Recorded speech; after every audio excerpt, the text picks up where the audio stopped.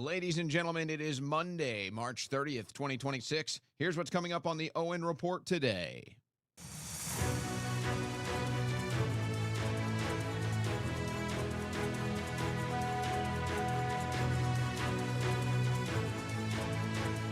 Well, now that CPAC has concluded, I think we can get an even better grasp on where MAGA and/or Republican voters are at, considering this is a midterm year and we're just a couple hundred days away. You would think the things that are on display right now when it comes to conversations on the right, and then directly what we saw at CPAC, what we heard at CPAC, you think there would be a much higher level of, should we say panic?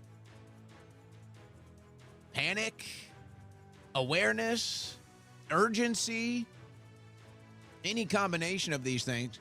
You think the GOP and the Republicans would be panicked, but no, they seem to be quite comfortable, actually. They seem to be quite comfortable. They seem to be indifferent.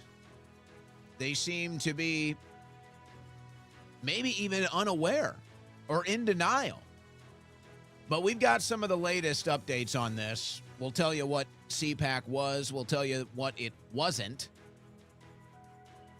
So we're going to start off with that, as well as some other polls. You know, the polls are always trying to accomplish something, but they are accomplishing one thing. This war is not popular. And that's the big one. That's the big one. And so I see these presidential polls, and they're all trending one direction. They're all trending towards the Democrats. And it's like, how can you not see it? All you have to do is look on these line graphs, because now you have these new prediction market polls, let's call them. It's really just the prediction market, but we'll call them polls. Maybe they're better than polls. And you can look at the timeline, you can look at the line graph, and you can see right when Trump goes into Iran, all right-wing polls start going down. It's like, oh, there it is. It's like, oh, okay, here we are. Oh, Iran war. There it goes. It's so obvious how unpopular this thing is, and I guess they figure they can do it and end it before the midterms. I guess that's their hope, that's their measurement. Or they've just forgotten about the midterms altogether. Well, that's obviously going to be a mistake for Trump, but maybe he thinks he can get over it. So we'll look at all of that. And then we'll see what's actually happening as far as the other geopolitical developments are concerned with the war in Iran. There are some other things developing there. Some news out of Israel today. But then the conversation, we'll bring it back here to the conversation that's being had. And we almost have to cover this every week now, because the same thing happens every weekend, is you have these conversations in the media, and you have supporters of Israel, you have Israel loyalists kind of looking around at these panels, looking around at these political discussions and saying, I don't get it. Why don't you love Israel? Why don't you love Israel as much as me? Because we just don't. There's nothing complex. And that's the deal, is they think there's some sort of a complex puzzle. They think this non-support of Israel is like some Rubik's Cube that they have to work out and figure out. It's really not that difficult. We just don't care. We have no affiliation. We have no ancestral ties, no religious ties, really. We just don't care. And they think there's some sort of a secret key or secret pattern or secret code word that they can just switch our care on, like, oh, now I get it. So they're just going to continue to swing and miss on this Israel issue, is what they're just going to continue to swing and miss. We do have some other news. We're going to go back to the moon, or we're going to do a lap around the moon. We've got AI coming for your taxes, so that's nice. We got water restrictions now. Water restrictions. And maybe we'll look at more of those lights in the sky, because why not? This news update was brought to you by OwenSchroyer.store, the official site for Owen Report merchandise. Ladies and gentlemen, let me tell you about the best water filter on the planet. At least for my experience, I've not had anything like this. I say it's right out of the future. Why do I say that the Cove Pure water filtration system is out of the future? Well, you get a little glimpse of it right there on the screen. There's an LED readout on the front of this water filter that gives you total customizable water. What am I talking about? How hot, how cold, the temperature you want it, how much you want. What other water filter has that? I don't know. I can't think of one. I want ice cold water, one button away. I want steaming hot water, one button away. I want 6 ounces. I want 16 ounces, one button away. It also has this convenient water pitcher that is removable. You take the pitcher off, you can pour some water in a glass, put it in your plants, whatever, and then you put it right back on there, and it refills itself. It refills itself, ladies and gentlemen. The Cove Pure water filtration system. And right now, for this listening audience, when you go to covepure.com/Owen, you can get $200 off your water filtration system. I shouldn't have to tell you by now. If you're listening to this show, you know how important water filtration is, right? It's no secret. All the chemicals, the things that they intentionally add to the water, the things that accidentally get in the water. Either way, you don't want it in your drinking water. You don't want it in the water you give your friends, your family, your visitors at your house. Go to covepure.com/Owen. $200 off. You heard that right. $200 off this water filtration system right now for my listening audience. Take your water filtration to the future with Cove Pure. Take your water filtration to the future with me at covepure.com/Owen and take advantage of that $200 off this system.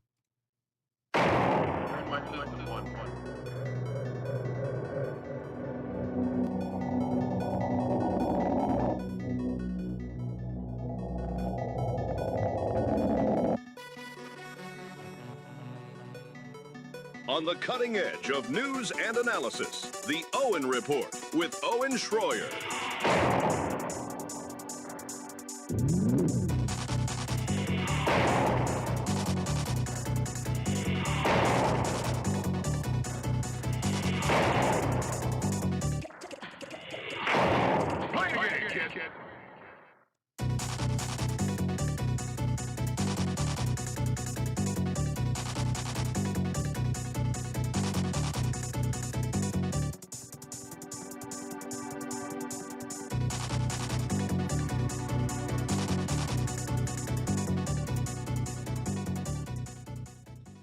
All right, guys, it's Monday. Get ready. Get ready for another crazy week of news. Are you excited? Are you excited, guys? What do we got the war tracker at, by the way? Are we, where are we at on the war spending? I don't believe the numbers. I will tell you that. I don't. I think they are much higher. The official number is now 36 billion. Well, it will be in about 20 minutes. We're on day 31. It has cost us $36 billion. I think the number is at least double that, I have to be honest with you. I think it's at least double that. And why would I say that? Well, the Pentagon and the Trump administration are requesting $200 billion from Congress. $200 billion. For the cost of this war. So somehow that seems a little higher than the cost that we're told. So that means they're either anticipating that this war is going to go on much longer or the price of this war is much higher. Either way, it's a month now. I think you can call it a month and 36 billion. That is fair. You know, the algorithm on X, I don't know if you've noticed this. I actually like it. A lot of people complain. I actually like how sensitive it is. But here's an example of the algorithm's sensitivity. I see this video of a guy in New York City, and one of Mom Donnie's big campaign promises and deliveries is they're going around New York City, and they're fixing these potholes. I mean, and it's bad. It's bad. I have to tell you, I can't remember. I probably haven't driven in New York City in 20 years. I'd say like 2005, maybe. Normally, you're in New York City, you're either walking or you're trying to get a ride somewhere. But they've gone out in New York City. They've found some potholes. I bet there's a million of them. But they've gone out. They've refilled some potholes. So it's kind of becoming this this political thing for Mom Donnie to be refilling these potholes. And the pothole is really just symbolic at the end of the day. The pothole is just symbolic of where our country is at and how we have to sit there and deal with the damn pothole every day. So anyway, so this guy goes around New York City. He's filming all these potholes. We're talking about potholes that are like, 12 inches deep. Massive potholes. Some of these potholes, they're down to like the wire that keeps the cement when it's first, I don't know, I'm not a structural engineer of roads here. So at the risk of sounding stupid, I think you understand. And so all of a sudden, so I watched this video on X of the potholes, and now it's just potholes everywhere. I got pothole videos in Denver and pothole videos in Florida. We got potholes everywhere. And so the pothole is symbolic. It's this tiny little nuisance that we all have to deal with. I deal with them in Austin. I'm sure you do too. Some of these roads are so bad in Austin, you just have to avoid them. They got these potholes. So you got these potholes, this little nuisance that should be fixed. It's a 24-hour fix at tops. You send a crew out there. They can usually do it in less than an hour. You just refill a pothole. These roads we use all the time, these taxes we pay, can't even get a damn pothole fixed. And this is everywhere. And the joke's on us. The joke's on us. I can't go down Congress. I can't go down First Street. I can't go down Old Torf. I can't go down Riverside. I can't go down some of these roads downtown. It's just, you need a damn Hummer. You need an ATV. You go to the car dealership. Yeah, I need a all-terrain vehicle, 4-wheel drive. I need nice, big, thick tires to handle some rugged terrain. You go off-roading a lot? You drive out in the wilderness? No, I just drive around Austin. I'm going to need a lift, too. Oh, you drive outdoors a lot. You drive through the woods. No, I just drive downtown. It's basically, you need an all-terrain vehicle to drive downtown. So you can't even get a damn pothole fixed. Now you're a month deep in this war in Iran. $36 billion. Do you think we could do it? Do you think we could fix every pothole in the country for $36 billion? I would say yes. I'd like to believe we could. But there has to be a will. There has to be a will. And that's the problem. The will in Washington, D.C. is really not to fix the country.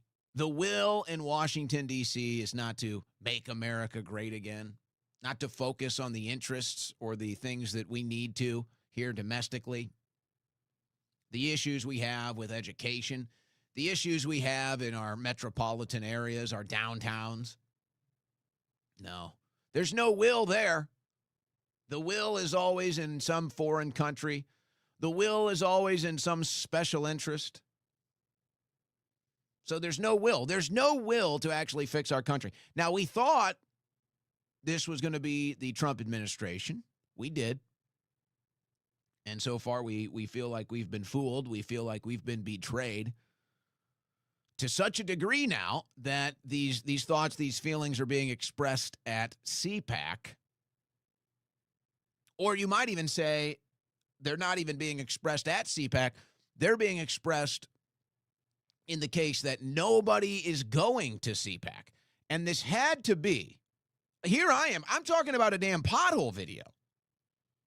I'm opening my show on a Monday talking about a damn pothole video.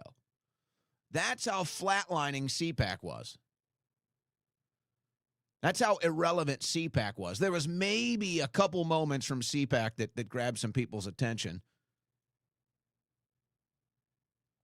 Other than that, I'm watching pothole videos. That's where I'm at.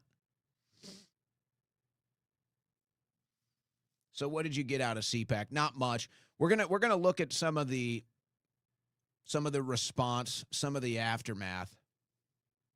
But to bring it home, to close out this short Monday monologue, I really didn't have much to say. I just see these new polls, and I see this. It's like we're pretending to be shocked. Like, oh my gosh, Gavin Newsom is polling higher than J.D. Vance now.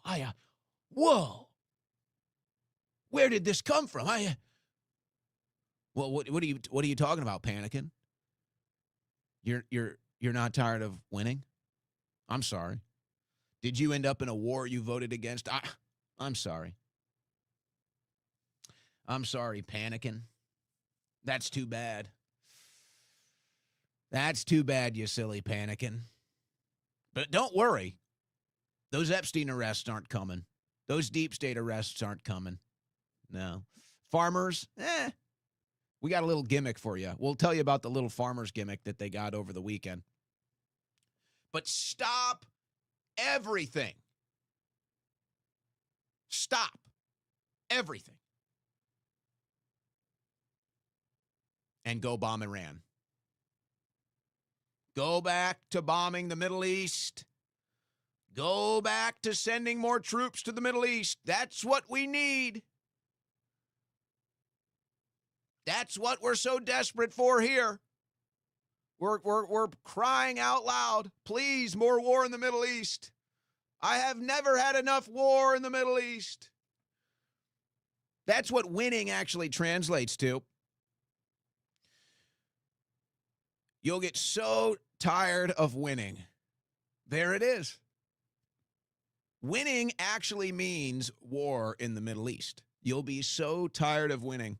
Oh, man, am I tired of winning, guys. Who's with me on that? We are sick of winning. I mean, we are damn sick and tired of winning, guys. Wow. Holy smokes, can we stop winning? It'd be nice if we could just stop winning. Man, oh, man, this winning is out of control. So we act shocked. Oh, we don't know why Democrats are favored to win the Senate now. We can't figure it out. The Democrats are favored to win the midterms, and now J.D. Vance is behind Newsom. They're shocked. It couldn't be that unpopular war. It couldn't be Trump betraying all of his loyalist followers. It couldn't be. It couldn't be how cringe MAGA has become. It couldn't be that. No. These people just don't get it. No, we're going to pretend to be shocked. We're going to pretend that we're shocked here. This is what most people in the political world fail to either understand, or they fail to communicate this to their audience. Maybe both. Of course, it would be one with the other. So I'm going to explain it. I've explained it here before. It's very important to understand this. Because, look, we all have our political opinions. We're opinionated people. Do your own research, whatever. You're amongst maybe at most 10% of Americans that actually care enough about politics to follow it. And if you're listening to this show, you're probably in the top 1% as far as your interest in politics, that you would listen to a 3-hour show every day to try to figure out what's going on in the world, or at least the political world. So most Americans really, there's only like 2 or 3 things that will affect them in an average year as far as politics are concerned. There's like 2 or 3 stories that they're going to see that might make their mind up about a political decision, or they're just going to look at their bottom line. They're going to look at their bottom line as far as the economy is concerned. They're going to look at their bottom line as far as safety, education is concerned. They're just going to look at their bottom line. That's 90% of America. 90%. And so the politicos that at this point kind of just become propagandists, they're sitting around in their political huddles, and they're sitting around in their think tanks and their round tables, And they're trying to figure out, how do we get people to like this? How do we get people to like this war? How do we get people to support this war? What buzzwords? What catchphrases? Who should we have selling it? What do we do here? Meanwhile, it's never going to be that deep. Now, this Iran war story will be probably one of, let's say, 3 this year that will affect how people vote. And the vast majority of Americans don't like it. They don't like this war. They don't really care about the details. They're not going to spend time going through the details.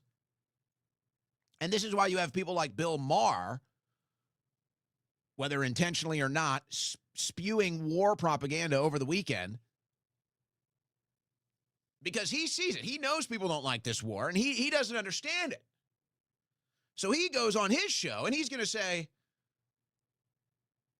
don't these people understand? And I have this clip today.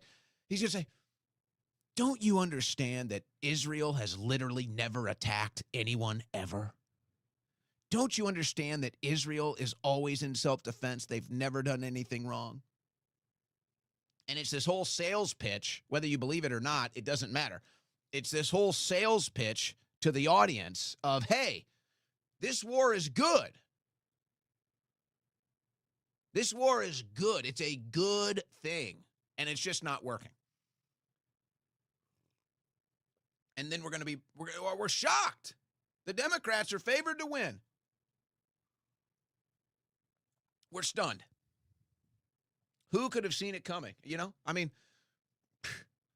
if only somebody was warning the Trump administration, if only somebody was warning MAGA, like, I don't know, literally a year ago, if only somebody could have warned them, maybe we could have avoided all of this. But you know what? I'm appreciative to have you in the 1% that actually cares, the 1% that actually pays attention, the 1% that's trying to figure out what's going on. Whether it's in the skies, whether it's right in front of our eyes, whether it's on the other side of the planet. This is why you're tuned into the Owen Report. So let's actually get to today's content. Let's see what we have to start us off. So I told you this, I guess it was a week ago now, and I was talking about, I did an opening monologue on morale of the right and how I had called some, let's say sources. That's not some flex here, but, I talk to people that have a little closer access to stuff than I do here in my Texas garage. And I came on the next day and I did that monologue and I said, hey, guys, look, morale on the inside is down. And basically everything flows through Trump at this point. And so you're either supporting Trump because you're scared for your own political life, or you're principled like Massey and are just opposing things on issues. Or you might figure it like some Democrats do. We're gonna dial our level of Trump bashing, hatred, whatever. We're gonna dial that up or down depending on where he's at politically, so we can win an election. But as I said, the morale behind the scenes is bad. It's not good. We had the edge on that story. 2 days later, Politico and then the rest of them pick it up, how morale on the right is low. And then today, you have this politics and poll tracker. There's growing consternation among younger, more right-wing White House staffers. Who do you think I'm talking to? Said one person familiar with the dynamics, who was granted anonymity through these discussions. Anonymity. I hate that word. We should strike it from the language. Who was granted secrecy. See, so he doesn't want to come out and put his name on record, or whoever this person is. I don't know if it's he or she. They don't want to put their name on record because they know the implications. Yet the morale is so bad, it's so palpable that it's starting to kind of excrete through these holes, and the media is starting to pick it up, and they're starting to squeeze to see if they can get some more of that excretion. This is getting nasty. It's like a meeting with Caroline Leavitt and Kristi Noem. Throw Pam Bondi in there with Trump. The quote, they're very frustrated. They didn't love the war to start with, and since it began, the constant contradictory messaging from the president himself is just brutal for staff to deal with and making their life really hard. He puts his people in a really tough position, especially people who are public-facing. And then Caroline Leavitt dealt with it a little bit today during her press conference. And, you know, it's funny about that.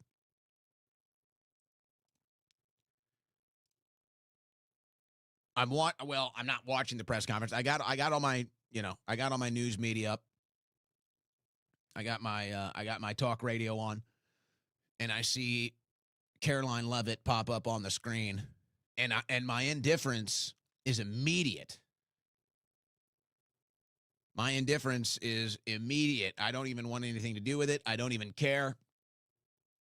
And then I just say, well, I got to figure out what she's saying. So I go ahead and tune in. And she's getting peppered, mostly with war questions. A couple of times she looks bad, but you can tell she's just on script. She's just saying what she's supposed to say. And most people in the media are too scared to press her on any of these issues because they could lose their job or they could lose their access.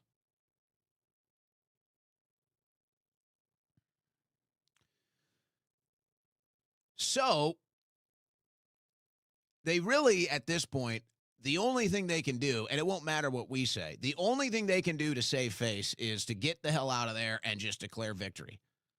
And it won't matter what the true story is. I mean, to me, you know, what's victory? What's the loss? I don't know. I know what it costs. I know that. I know the political costs. I know the financial costs. You want to declare victory or you want to say it's a loss, it's not even going to matter. It's going to be the headline. It's going to be the story. The only way they can turn this around, they'd have to do it. I mean, Caroline Leavitt says, oh, we got maybe a week left, is essentially what she's telling the press today. Oh, we've got like a week left. And then, you know, Trump's making these big threats. He's just going to wipe out all of their power. And then he's contradictory on his messaging with Cuba. He's contradictory on his messaging with Russia. And so it's, okay, here's Leavitt having to answer all this stuff. She can't do it, obviously.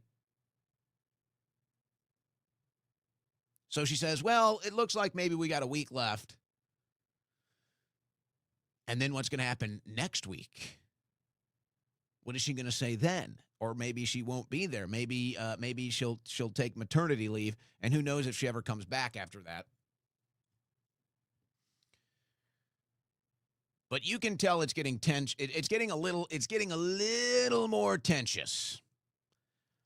And it's starting to feel like the cracks are starting to break, and eventually one of these networks is just going to tell their person, and then they're going to say, look, here's the deal. You're going to have to just press this. You're going to have to press the limit on this. If they kick you out, if they take our credentials, whatever, we'll raise a fuss. But we can't let these questions go unanswered. We've pinned them down on these war questions. They can't get an answer. Just go up there, force Caroline Leavitt's hand. And you started to get a little bit of that today, and she just moved on and kept going to other people. This guy tried to get the question in about the war that she was flip-flopping on, and he tried to pin her down on it, and she just immediately went to someone else, raised her voice, and it was a whole thing.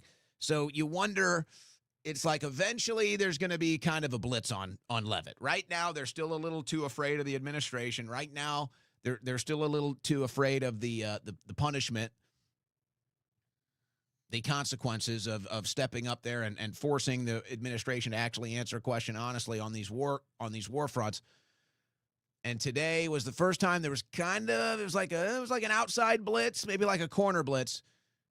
Eventually, it's going to get to the point, it's going to be an all-out blitz. And everyone in the media is going to sit there and say, okay, you can't just sit here and avoid these questions forever. You gotta answer these questions eventually.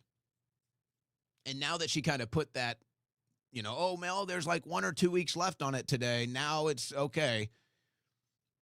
You kind of built a wall behind you. There's only so much more room you can have to back up on. But this is why the Republicans are now looking like they're going to lose the midterms. This is the main reason.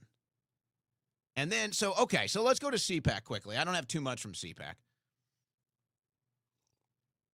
Attendance is down, morale is down, and let's just take a look at a couple of clips here. You want to know why? It's the craziest thing to be a young, true conservative. It really is. And I think most younger people, Gen X and below, at least with men, most men, Gen X and below, are mostly politically conservative and socially liberal. We want to live and let live. We're not really here to judge what you do on your private time, in your private life. We're really not interested. It's not our business. We'd like you to, keep some of that stuff at home. We don't want to see some of it. We're not really interested. We don't think it belongs in public. We're also not here to encroach. More of a live and let live type. And for the most part, I think these generations, definitely the men, they vote this way. So, okay, you can go left, you can go right, maybe depending on the campaign, depending on the messaging, depending on the candidate.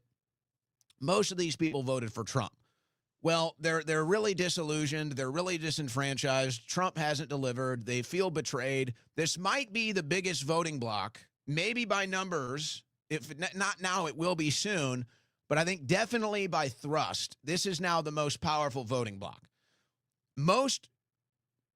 I would say most boomers, they kind of already decide where they're going to vote. They vote Democrat, they vote Republican. Gen X and below, they can go either way. A lot of these guys, Gen X and below, they'll vote either way. Many of their votes are just protest votes. Many of their votes are just, we're so sick of this guy, we're going to vote for the other. We're sick of this party, we're going to vote for the other. It's kind of this just recycled mindset of, okay, this person is the one, oh, they betrayed us. Now this person is the one, oh, they betrayed us. So you keep going down this path. But it might be the most important because of that. That's the swing vote that can determine elections. So here you are, you're a younger Republican voter, a younger conservative, American patriot, nationalist, whatever you want to call it. You've already seen how Trump has completely gone sideways as far as the campaign and then the administration results are concerned. So you're already a little, you're already not feeling so hot about right-wing politics. So this is why CPAC was really low in attendance this year. And I think there's other factors. I think the economy is bad. I think that traveling is a pain in the butt. And so people just opted not to go. So you've got the betrayal of Trump, the economy is bad, and traveling is a headache. All three of these things combined, you've got really low energy, low turnout at CPAC. But let's say you go. You're a younger guy. You're one of these swing voters. And this is what you get. This is what's represented now in the Republican Party. You want to know why morale is low? You want to know why young people are out and frustrated? This is what you get now from the right wing. What do you say to some Republican people who say, well, this is Israel's war, it shouldn't be America's war? That's not so. Israel is God's people. Those that bless Israel will be blessed. Those that curse Israel, they better watch out. What do you say to some... Oh, yeah, that's going to help win votes. That's what young Americans are wanting to hear. That's the exact type of right-wing, conservative, neocon mindset slop that is pushing people off the Republican Party. That is almost literally the exact messaging that is going to push young conservatives, independents, right back to either not voting, independent, or Democrat. Is something like that. And, I find this funny. because let's actually look at this from a strategic standpoint, because this is politics after all. And you do have to win elections in this country. Whether you believe that they're legitimate or not, put that aside. You do have to have some strategy here. If that's your messaging for right-wing politics, you're out. Your strategy, cooked. Not going to win anything. But you might say, well, who is he talking to? Who is he talking to here? Who wants to hear that message? Where is this message landing, and who is it driving to right-wing politics? Who does it represent even? Why do I say that? Well, because you have this other messaging coming out of CPAC, and they say, we have to be catering to the Hispanic vote. There was a former representative, Mayra Flores. This is one of the viral clips. It's one of the very few viral clips that comes out of CPAC. Mayra Flores says we need to be catering to the Hispanic vote if Republicans want to win. And there's kind of this big backlash from that. And it's kind of this identity politics angle that's not supposed to be in right-wing politics. It's this, hey, that's the diversity angle. That's for liberal left politics. And yet, there is a real strategy there. There's a real strategy. So you say, okay, we're thinking strategically here for the midterms. We've got Hispanic voters over here that actually represent a very large voting bloc that actually help tilt the table here in favor of the Republicans in the last election. So you might not want to hear it. There is a reason for that messaging. There is a strategy behind trying to win Hispanic voters that might traditionally lean left, but now might be thinking about traditionally leaning right. Well, now you get into policies like deportations and such, but that stuff doesn't even necessarily matter as much. That's just more media interpretation. So then you've got the war angle. So you'll have, watch, because this is how it's going to play out, and this is why Republicans are so pathetic, and this is why they sell out. So you'll see the Republicans adopt this, and they'll say, well, strategically, it makes sense. Here's the numbers. So, okay, what do we need to do then? What do we need to do to cater to Hispanic voters to win elections? You say there's a percentage here, there's a strategy here, we can deliver a victory. Okay. This is a net positive strategy for us politically. Then you have the war, and then you have Israel's interest. This is a net negative. This is a net negative politically. There is no strategic victory here. All this does is hurt you politically. Whether you take the war angle, whether you take the Israel angle, all of this is negative stuff. And so you could come out and say, hey, we need to cater more to the anti-war vote. We need to cater more to this rejection of foreign policy that is represented by multiple generations now. We need to be catering more to the younger generations that don't like this foreign policy. We need to be catering more to the anti-war vote because strategically that will deliver victories. And that is also true, but they will never sacrifice that. They would never sacrifice that. And you could argue either one of these strategies would pretty much yield the same results politically. And they'll actually do it. They'll do everything to cater to Hispanic voters now. They'll do commercials in Spanish. You know, they'll bring a mariachi band to a speech. They'll tell you how much they, love a sombrero and tacos.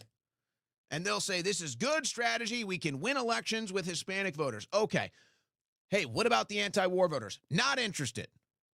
What about the people that are sick of foreign influence and this disastrous foreign policy? Can't do it. That is a no-go. And then what happens? We sit here and we watch the Republican Party turn into diversity, equity, and inclusion to win elections, but continue to fail on policy. So what else did you see at CPAC? The one thing that I heard more than anything was it was like an old folks home And then the other thing I heard was it was like an Iran rally. Now, this is the girl who did the half-naked shuffle for the war in Iran, and then whose cousin died. This is your favorite Iranian baddie, is how she described it. She's your favorite Iranian baddie. This is part of the Prince Pavli speech.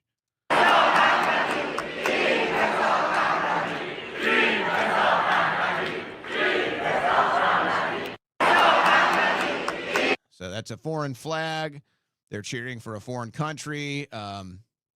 Prince Reza Pahlavi. So those were the two reviews I got. It was like an old folks home, and then it was like an Iran rally. A bunch of Persians, Iranians running around with Iran flags, speaking foreign languages, and they were all there to see the crown prince. That's good. That's some good conservative political action right there. That's some good stuff. No, it's losing strategy. It's cringe. And it's why Republicans continue to slide downward in popularity and in polling. Now, there's a sense of irony here. As you had this No Kings protest, they claim 3 million Americans. They claim these groups, by the way, spent almost $300 million to organize and activate this stuff. And it's the same people. It's the same people for every other one, which Pam Bondi was supposed to be investigating. That didn't happen. So, okay. So they're all out. So you got the No Kings protest, and then you've got CPAC, where they're literally chanting for a prince. Oh, God. So there you are. There you got it. You're on the right wing. You are waving an Iranian flag, maybe an Israeli flag, depending on your taste for the day. No, you're a right winger. I'm going to go to CPAC. Okay, what do you do this weekend? You're involved in politics. You're a right winger. You go to CPAC. You got the old folks home talking about how Israel is God's chosen land, and so you need to act accordingly. And then you've got an Iranian crown prince with a bunch of Persians running around chanting for the prince, waving an Iranian flag. That's what you get if you're into right-wing political action this weekend. Wow. Fun stuff. Really good. And then if you're left-wing, you're at one of the No Kings protests. You're against kings, which otherwise would have no value. There would be no value at all for a No Kings protest, except that now right-wingers are quite literally chanting for a crown prince, and they are going to war to install a crown prince. So, what does that do for the normal people that just want to care about America and common sense in the middle? I don't know. There was some fun basketball this weekend, I guess. There was some fun basketball. That's where they're at. Now, President Trump, as we know, likes to play the stock market with his posts.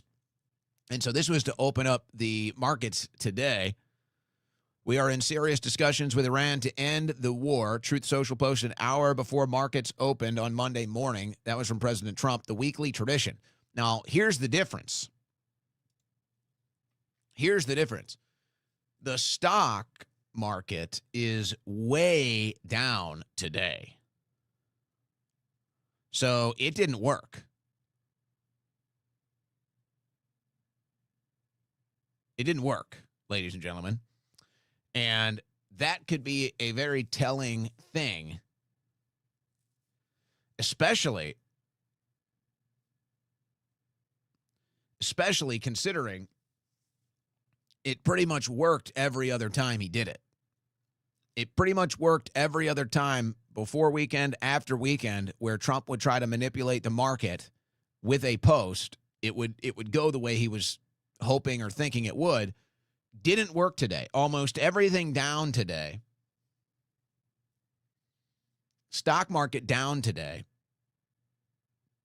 So I'm wondering if that's a sign that people are losing confidence in Trump, if they're losing confidence in Trump's ability to get this war to a desired result or even to a close, or they're kind of this constant rally they've had based off of activity at the White House, this rally, they're not in it anymore. They don't have faith in it anymore. And so they're kind of rejecting it and pulling out. So the old Monday morning Truth Social post from Trump didn't boost it today. Not good. But hey, we've already seen who else has joined support for this war. Why not throw another neocon on there? Mike Pence finished the job in Iran. The worst thing Trump could do would be to end the Iran war prematurely. So you got to wonder with somebody like Mike Pence.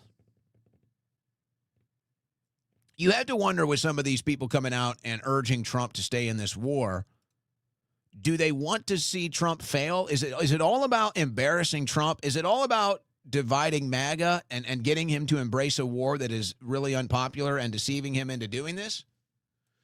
And it's also funny that all of these people that 2 years ago or 6 years ago or 8 years ago, all of these people that MAGA hated, all of these people that MAGA was sick of and was ready to throw overboard, now they're all that's left of MAGA.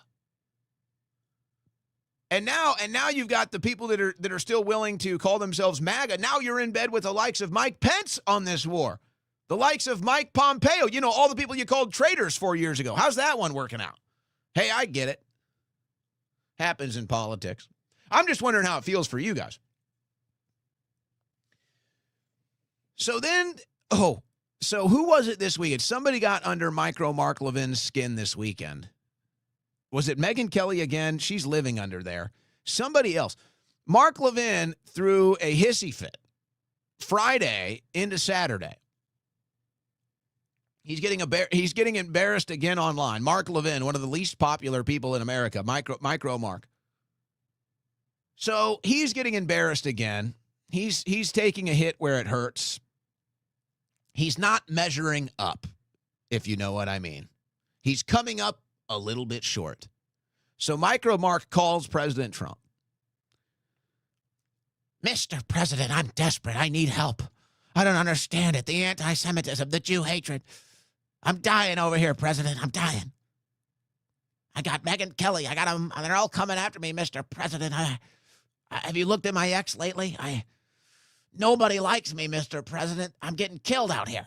I don't understand it. I'm so likable. I've got such a great broadcast voice. I'm not an angry little man with a micro penis. Not at all. Mr. President, please. I just want war is all I want. It's just more war, Mr. President. I'm sorry, Mark. What are you talking about? I have no idea what it is. What are you saying, Mark? Mr. President, please, can you just post for me? Megyn Kelly called me Micro Mark, Mr. President. My Fox News ratings are crumbling. Nobody's listening to my show, Mr. President. Can you just give me a boost? Can you just promote my show on your socials? All right, Mark, but this is the last time. Quite frankly, I'm getting sick of you, just like everyone else. So Micro Mark calls the president whining. So then President Trump gives him a boost. He says, watch Mark Levin interview of brilliant Mark Thiessen tonight on Fox News. We'll discuss the importance of hitting Iran hard. Oh, yeah. Something Mark Levin can't get. So then Levin goes on his show that Trump promotes and urges boots on the ground. And then his guest does the same thing, and they do an hour-long show promoting boots on the ground, telling you how urgent this war is, telling you how great the war is, telling you how Iran is your biggest enemy, you know, all the straight propaganda for a whole hour. And Trump posted that, promoted that show. For Mark Levin, the never-Trumper. For Mark Levin, one of the most dislikable people in the media, maybe the most disliked member of the media today, if you can even call him that. Most people would just consider him a propaganda agent at this point.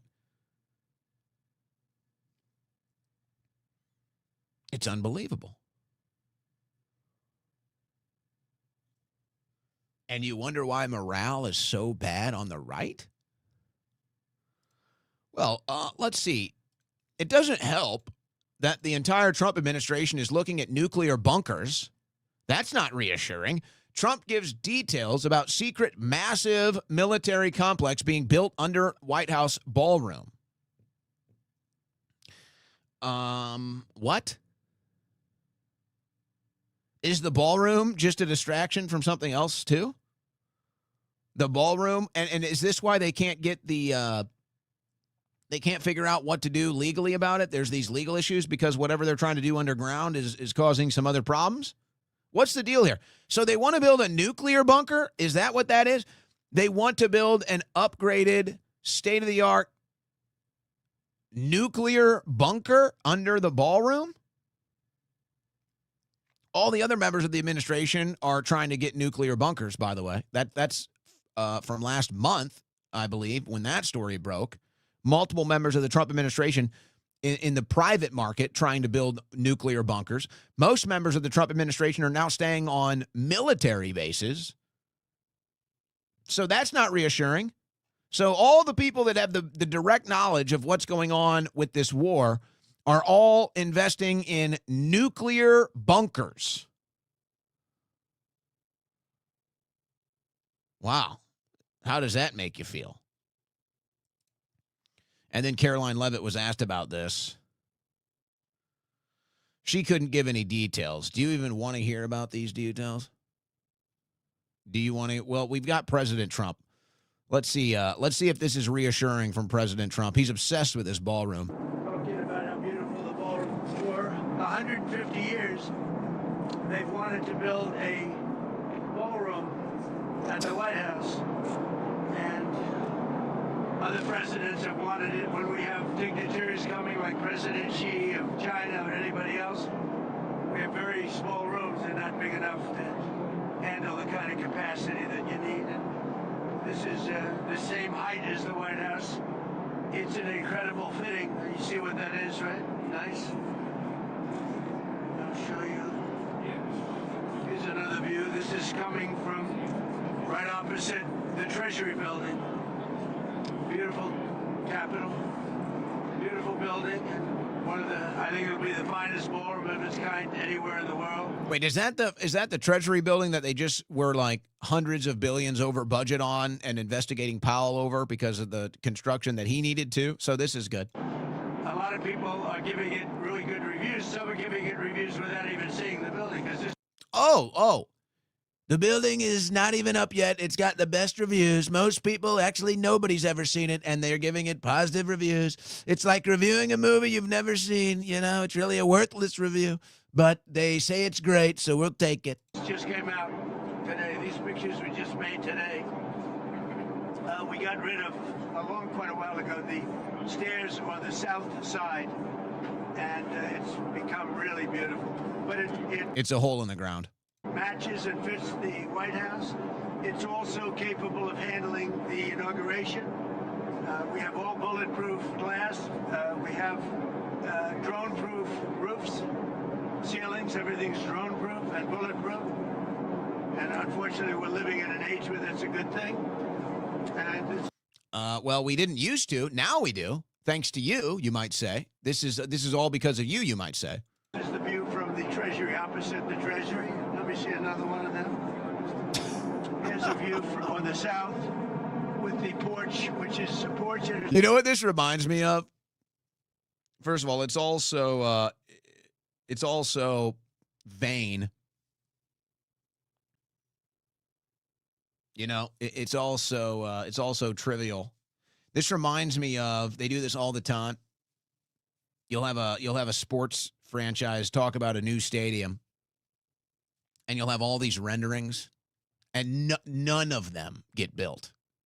Like, you'll see 300 renderings of a new Chicago Bears stadium, and you'll see one that maybe gets built. None usually. It's usually zero. That's what this reminds me of, which I used to like. I'd be like an 11-year-old, and I like going to ball games. I'd go, on road trips with my dad. We'd go see all the stadiums. I liked stadiums. So, it's a kid thing. It's like a fun thing. This is where the administration, look at these renderings. Wow. Is any of it built? Nope, not a single cornerstone even set. We don't even have, actually, we're in court. We got legal issues. But look at these pictures, man. But these pictures. And it's just a rendering that'll likely never even happen. When is this even going to happen? By the way, here's an example of, are we really paying attention? So we're spending a lot as far as military capacity, military equipment right now. We're spending a lot of that, whether it's the war in Ukraine, the war in the Middle East, whatever. Boeing can't even finish Air Force One. Trump ordered that airplane, 6 years ago? What's the deal? We can't build one airplane. We can't build a single airplane. Is it safe to assume then that we can handle the military capacity? Is it safe to assume we can handle the military equipment that's being expelled right now, that's being spent right now? Is it safe to assume we can handle that when we can't even build a single Air Force One? Not even one? And I got the president running around here like a 16-year-old that just saw a new rendering of his favorite football team stadium that's never even probably going to happen. When are they going to do this? And then how's this construction project going to go? I can't deal with it. But guys, aren't you excited for the ballroom? Because I know they've done the research. They've crunched the numbers. They've done the research. And they do believe that they can push this ballroom through, that they can get this ballroom built, and that will convince you to vote for Republicans in the midterms. You're listening to the Owen Report on the Win Network. What are you thinking about your wealth right now? There was a headline out of Europe today. UBS halts withdrawals from $469 million real estate fund for 3 years. That was the headline. For 3 years. And you know what they're saying? We cannot use this investment fund to invest in real estate for 3 years because there's no liquidity. In other words, there's a shortage of cash. Now, what if that happens here? What if there's something like that happening here and we don't even know about it? This is why people are rushing into precious metals, and this is why you should too. I partnered with Allegiance Gold at protectwithowen.com so that you can make these considerations in these crazy economic times. So many people already are moving into gold and silver. You've seen the headlines. You've seen the phenomenons. But maybe you still got some questions. You got some concerns, and rightfully so. All you got to do is give Allegiance Gold a phone call. 844-790-9191. 844-790-9191. Or go to protectwithowen.com. But if you get them on the line, while you've got them, ask them about $5,000 in free gold and silver with qualified investments. Whether through your 401k, IRA, or savings, they make it simple to make the move. But that $5,000 in gold and silver becomes less and less weight the longer you wait. At least that's what it looks like right now. We partnered with Allegiance Gold because they have an A-plus rating with the Better Business Bureau. It literally doesn't get any better than that. So if you've been thinking about this, you see some of those concerning headlines, you want to protect your wealth, give Allegiance Gold a call. 844-790-9191 or go to protectwithowen.com. That's protectwithowen.com. Protect your wealth because no one else will.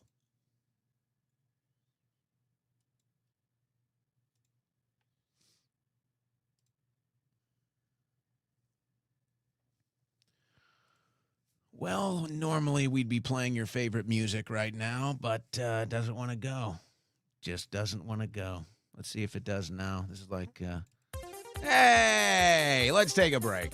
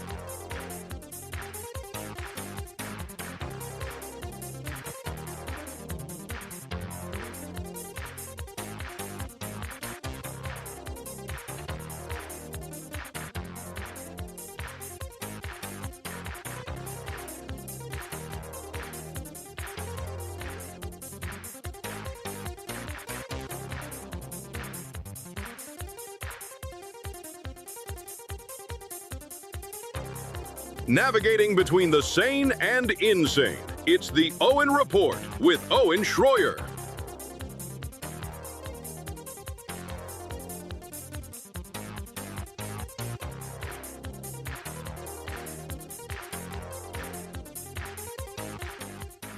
Just heading to the ballroom.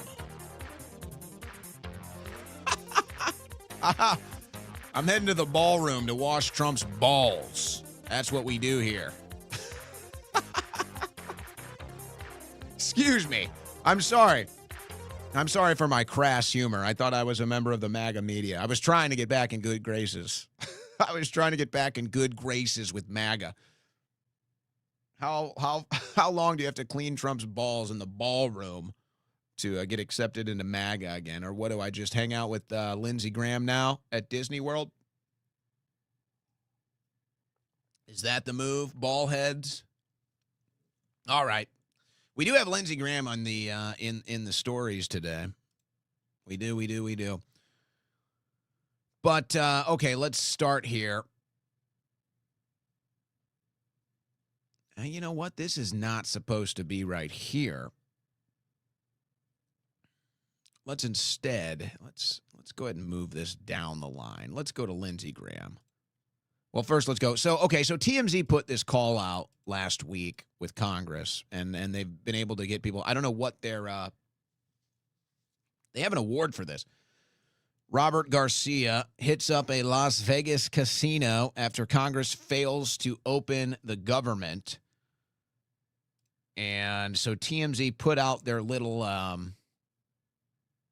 reward system here. If you catch a member of Congress out during the government shutdown, send the picture to TMZ. They've caught a couple of interesting ones. It's a good bet. I'm in Vegas amid government shutdown. Congressman Robert Garcia. So there he is living it up. I don't know if that's his personal security or casino, but he's having a good time. There he is at the bar. Yeah.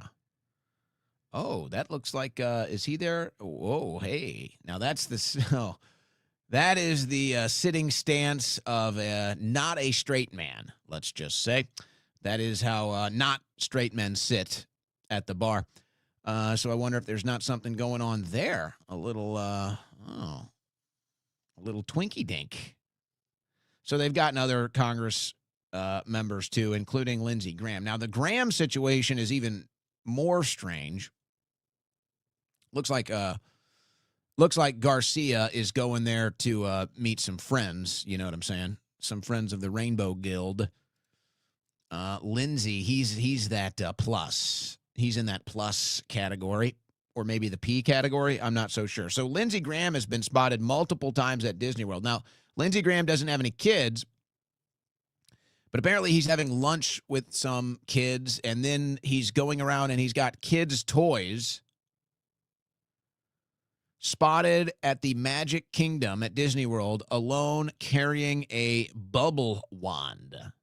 Lindsey Graham, what are you doing with that bubble wand? So what is Lindsey Graham doing? He's on his own at Disney World.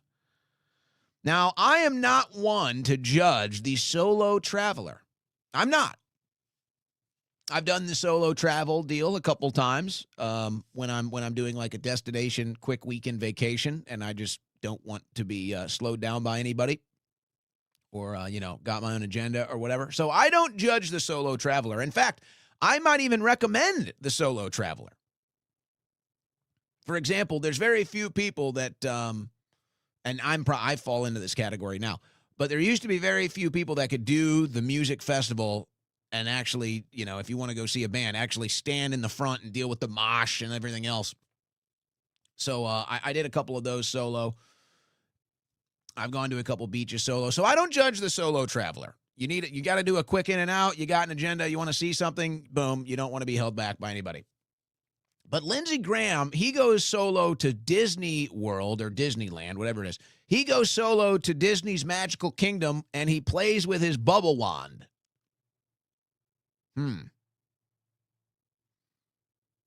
So, not here judging the solo traveler at all. I would even endorse it in certain circumstances. But what is Senator Lindsey Graham doing in Disney World with a bubble wand by himself? That one, something is off. Something is off. Now, before I get into the actual news, I have to tell you, there's a thought that's run through my head here. There's a thought that's run through my head, and I'm not even sure how serious it is. But it keeps running through my head. It ran through my head. Trump said some outrageous things. I didn't even put the Trump clips in the show today. I just couldn't even do it.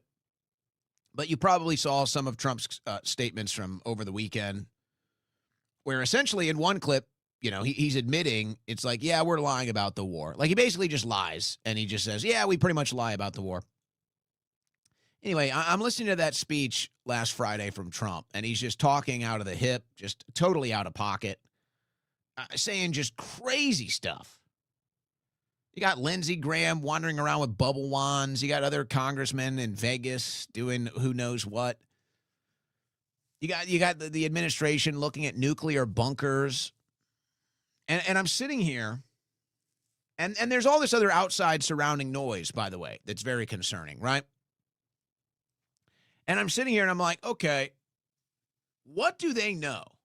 Like, to me, these are people that are behaving in a way like tomorrow doesn't matter. Do you get what I'm saying? It's like, why is Trump pretending like tomorrow doesn't matter? Why is Trump acting and speaking as if tomorrow doesn't matter. And for a second, I isolated it to Trump. And I said, well, maybe Trump's mindset here, and I don't think maybe this wouldn't surprise anybody, but perhaps Trump's mindset here is, I'm already dead. You know, I got people trying to kill me every day. They've already tried to kill me. And so he's just like, he just wakes up every day and he's like, I'm dead. So it's like V for Vendetta if you've never seen it. It's like he's dead. So that's like his mindset is, I should have already have been dead, or they're still trying to kill me. So I'm just going to go out and I don't even think about consequences. I don't even think about tomorrow. I don't even count tomorrow as happening. I don't even think I'll be here tomorrow. So I'm just going to go out and just say, who knows what, who knows when, do whatever I want, it doesn't even matter. There is no tomorrow. That's the only mental approach I can see here that makes sense from President Trump at this point. It's just, he's just like, I'm already dead. I don't care. Just admit I'm committing war crimes. Just admit we're lying about everything. Just make stuff up about the economy. But then I see the rest of them.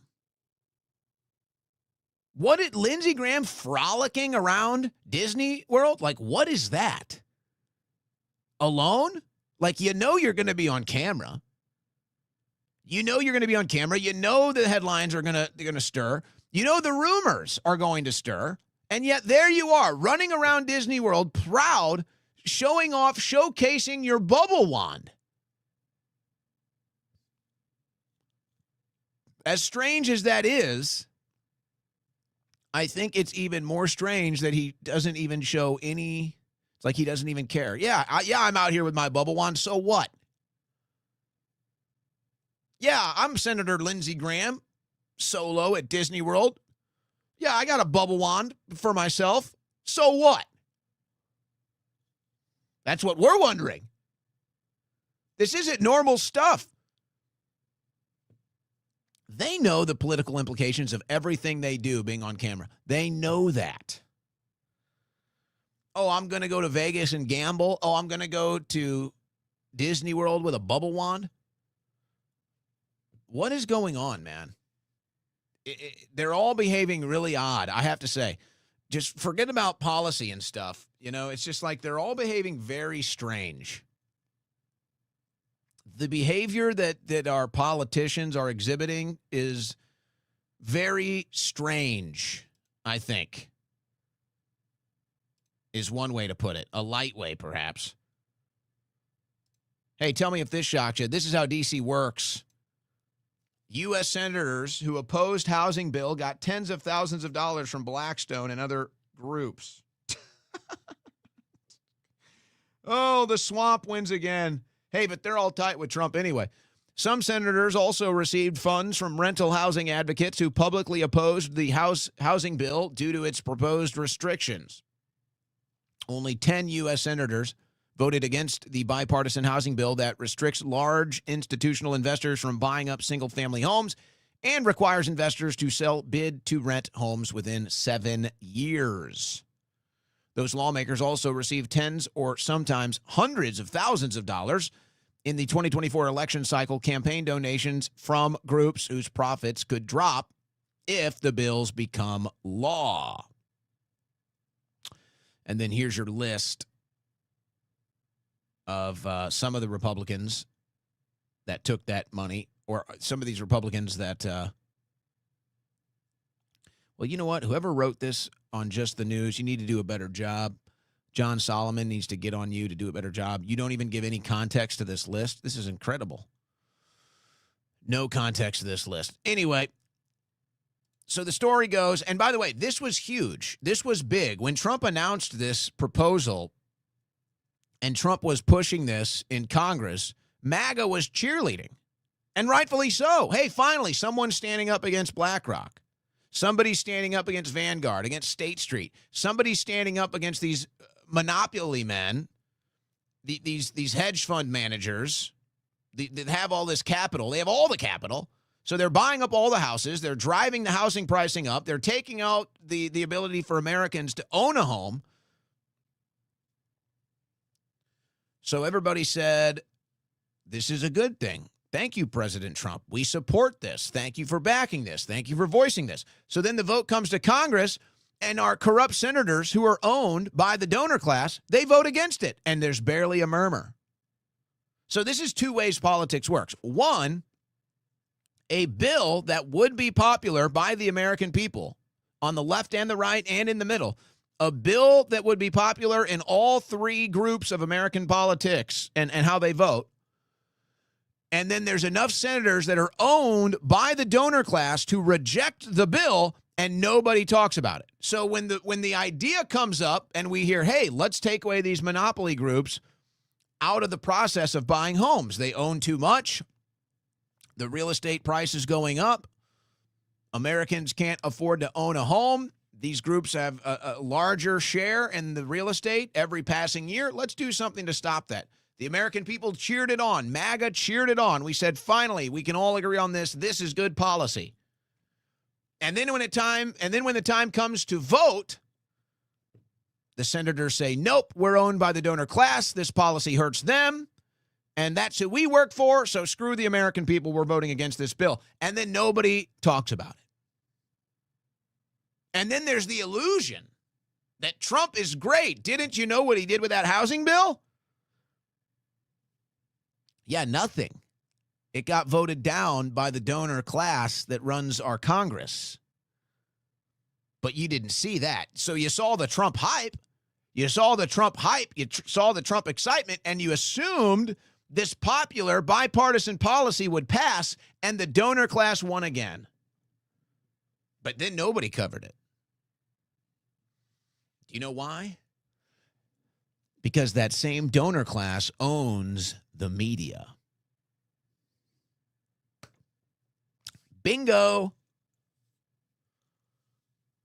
And then there's the illusion that Trump did something for the housing issue, and at the end of the day, nothing changed. Nothing changed, except you got a new app. Now look at this. On a community note, this is from the White House app. And by the way, so you're watching this. They did this huge buildup for this. They did all this weird cryptic messaging. Oh, they're using my phone case. How do you like that? They're all watching. They're all influenced by the Owen Report. Just admit it. Their headlines always follow ours. So they do this cryptic, weird posting on X, and then it's all for this app. Live streams, real-time updates, straight from the source, no filter. The conversation everyone's watching is now at your fingertips. It's the White House official app. And so it's all about they're going to be catering to your news, what they want you to see. They're going to be obviously deciding what headlines you read, what you don't, what the truth is, what isn't. And you might say, hey, maybe you say, well, this is a good thing. I trust Trump more than the rest, or I trust the White House more than the rest, whatever. What I find funny is you can see in their little ad here, their little social media ad, the whole thing is about the war. So it's all this war footage, blowing stuff up, and all these war headlines. It's like that's where they're really trying to control the narrative. So they're losing the narrative on this war.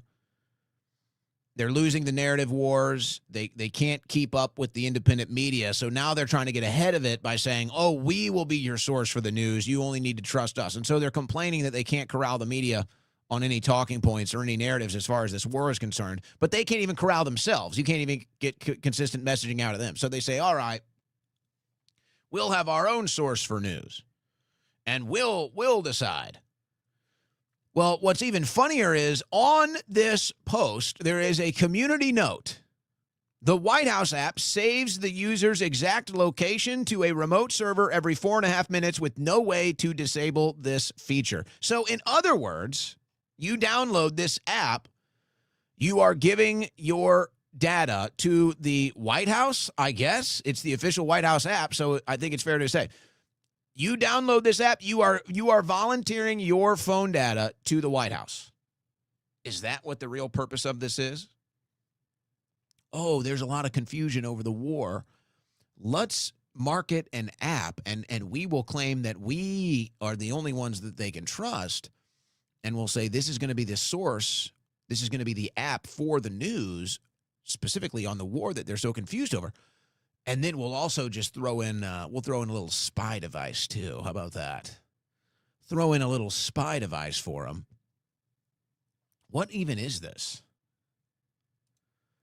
Now, they could come out, and they might even be forced to do this. Whether you trust them or not is a different story. But they might even be forced to say, oh, that's just standard. That's just standard data sharing. That's just standard, GPS locating to cater to your location, the different headlines. Or maybe we're just using that data for other purposes too. So they do this weird cryptic buildup. It ends up just being an app that spies on you. Totally winning, guys. Totally winning. Did you attend the fashion show at Mar-a-Lago? The what? Oh, the fashion show? Yeah, we're still doing that. Disturbing. Mar-a-Lago clip of fashion show ignites backlash, fuels Trump Epstein controversy again. Now, I looked a little more into this. I'll go a little deeper into this story to figure out whether this is really a story or not.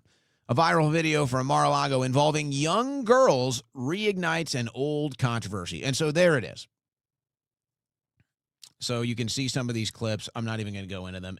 Trump's been famous, these beauty pageants. Trump's been famous for the kids pageants, whatever it is. He's been involved in this for a long time.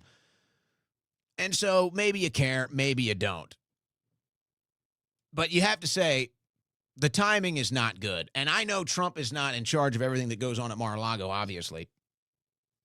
I'm sure there's a team of people that just handle events like this, whether it's the furry event or whether it's this event. Who knows if Trump even has any say or knowledge.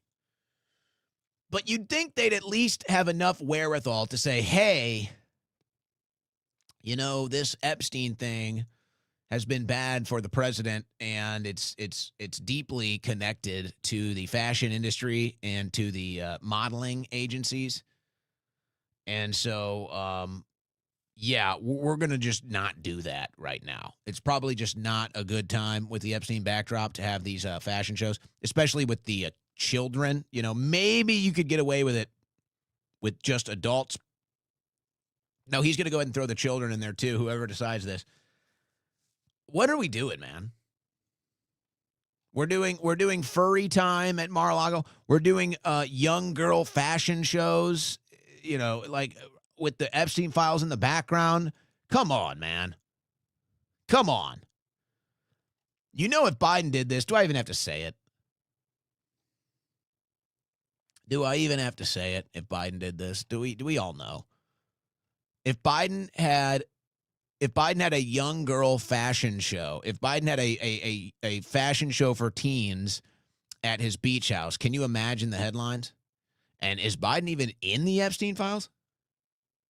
I've never seen pictures of Biden and Epstein. There's plenty of them with Trump. We just can't stop it, huh? We just can't just parade young girls around for your entertainment just for once. But don't worry, they've already booked Mar-a-Lago for 2027. They're going to do it all over again, guys. So get your tickets now. Oh, the timing of all of this. It's even worse. Whose idea is this stuff? And then they get Trump to say it. It's like a big joke. White House unveils Only Farms website. Welcomes farmers with golden tractor on South Lawn. The golden tractor was kind of cool. Only Farms? Do you guys know what this is, right? This is a spinoff of the adult content site OnlyFans. Who is doing this? Is this supposed to be funny?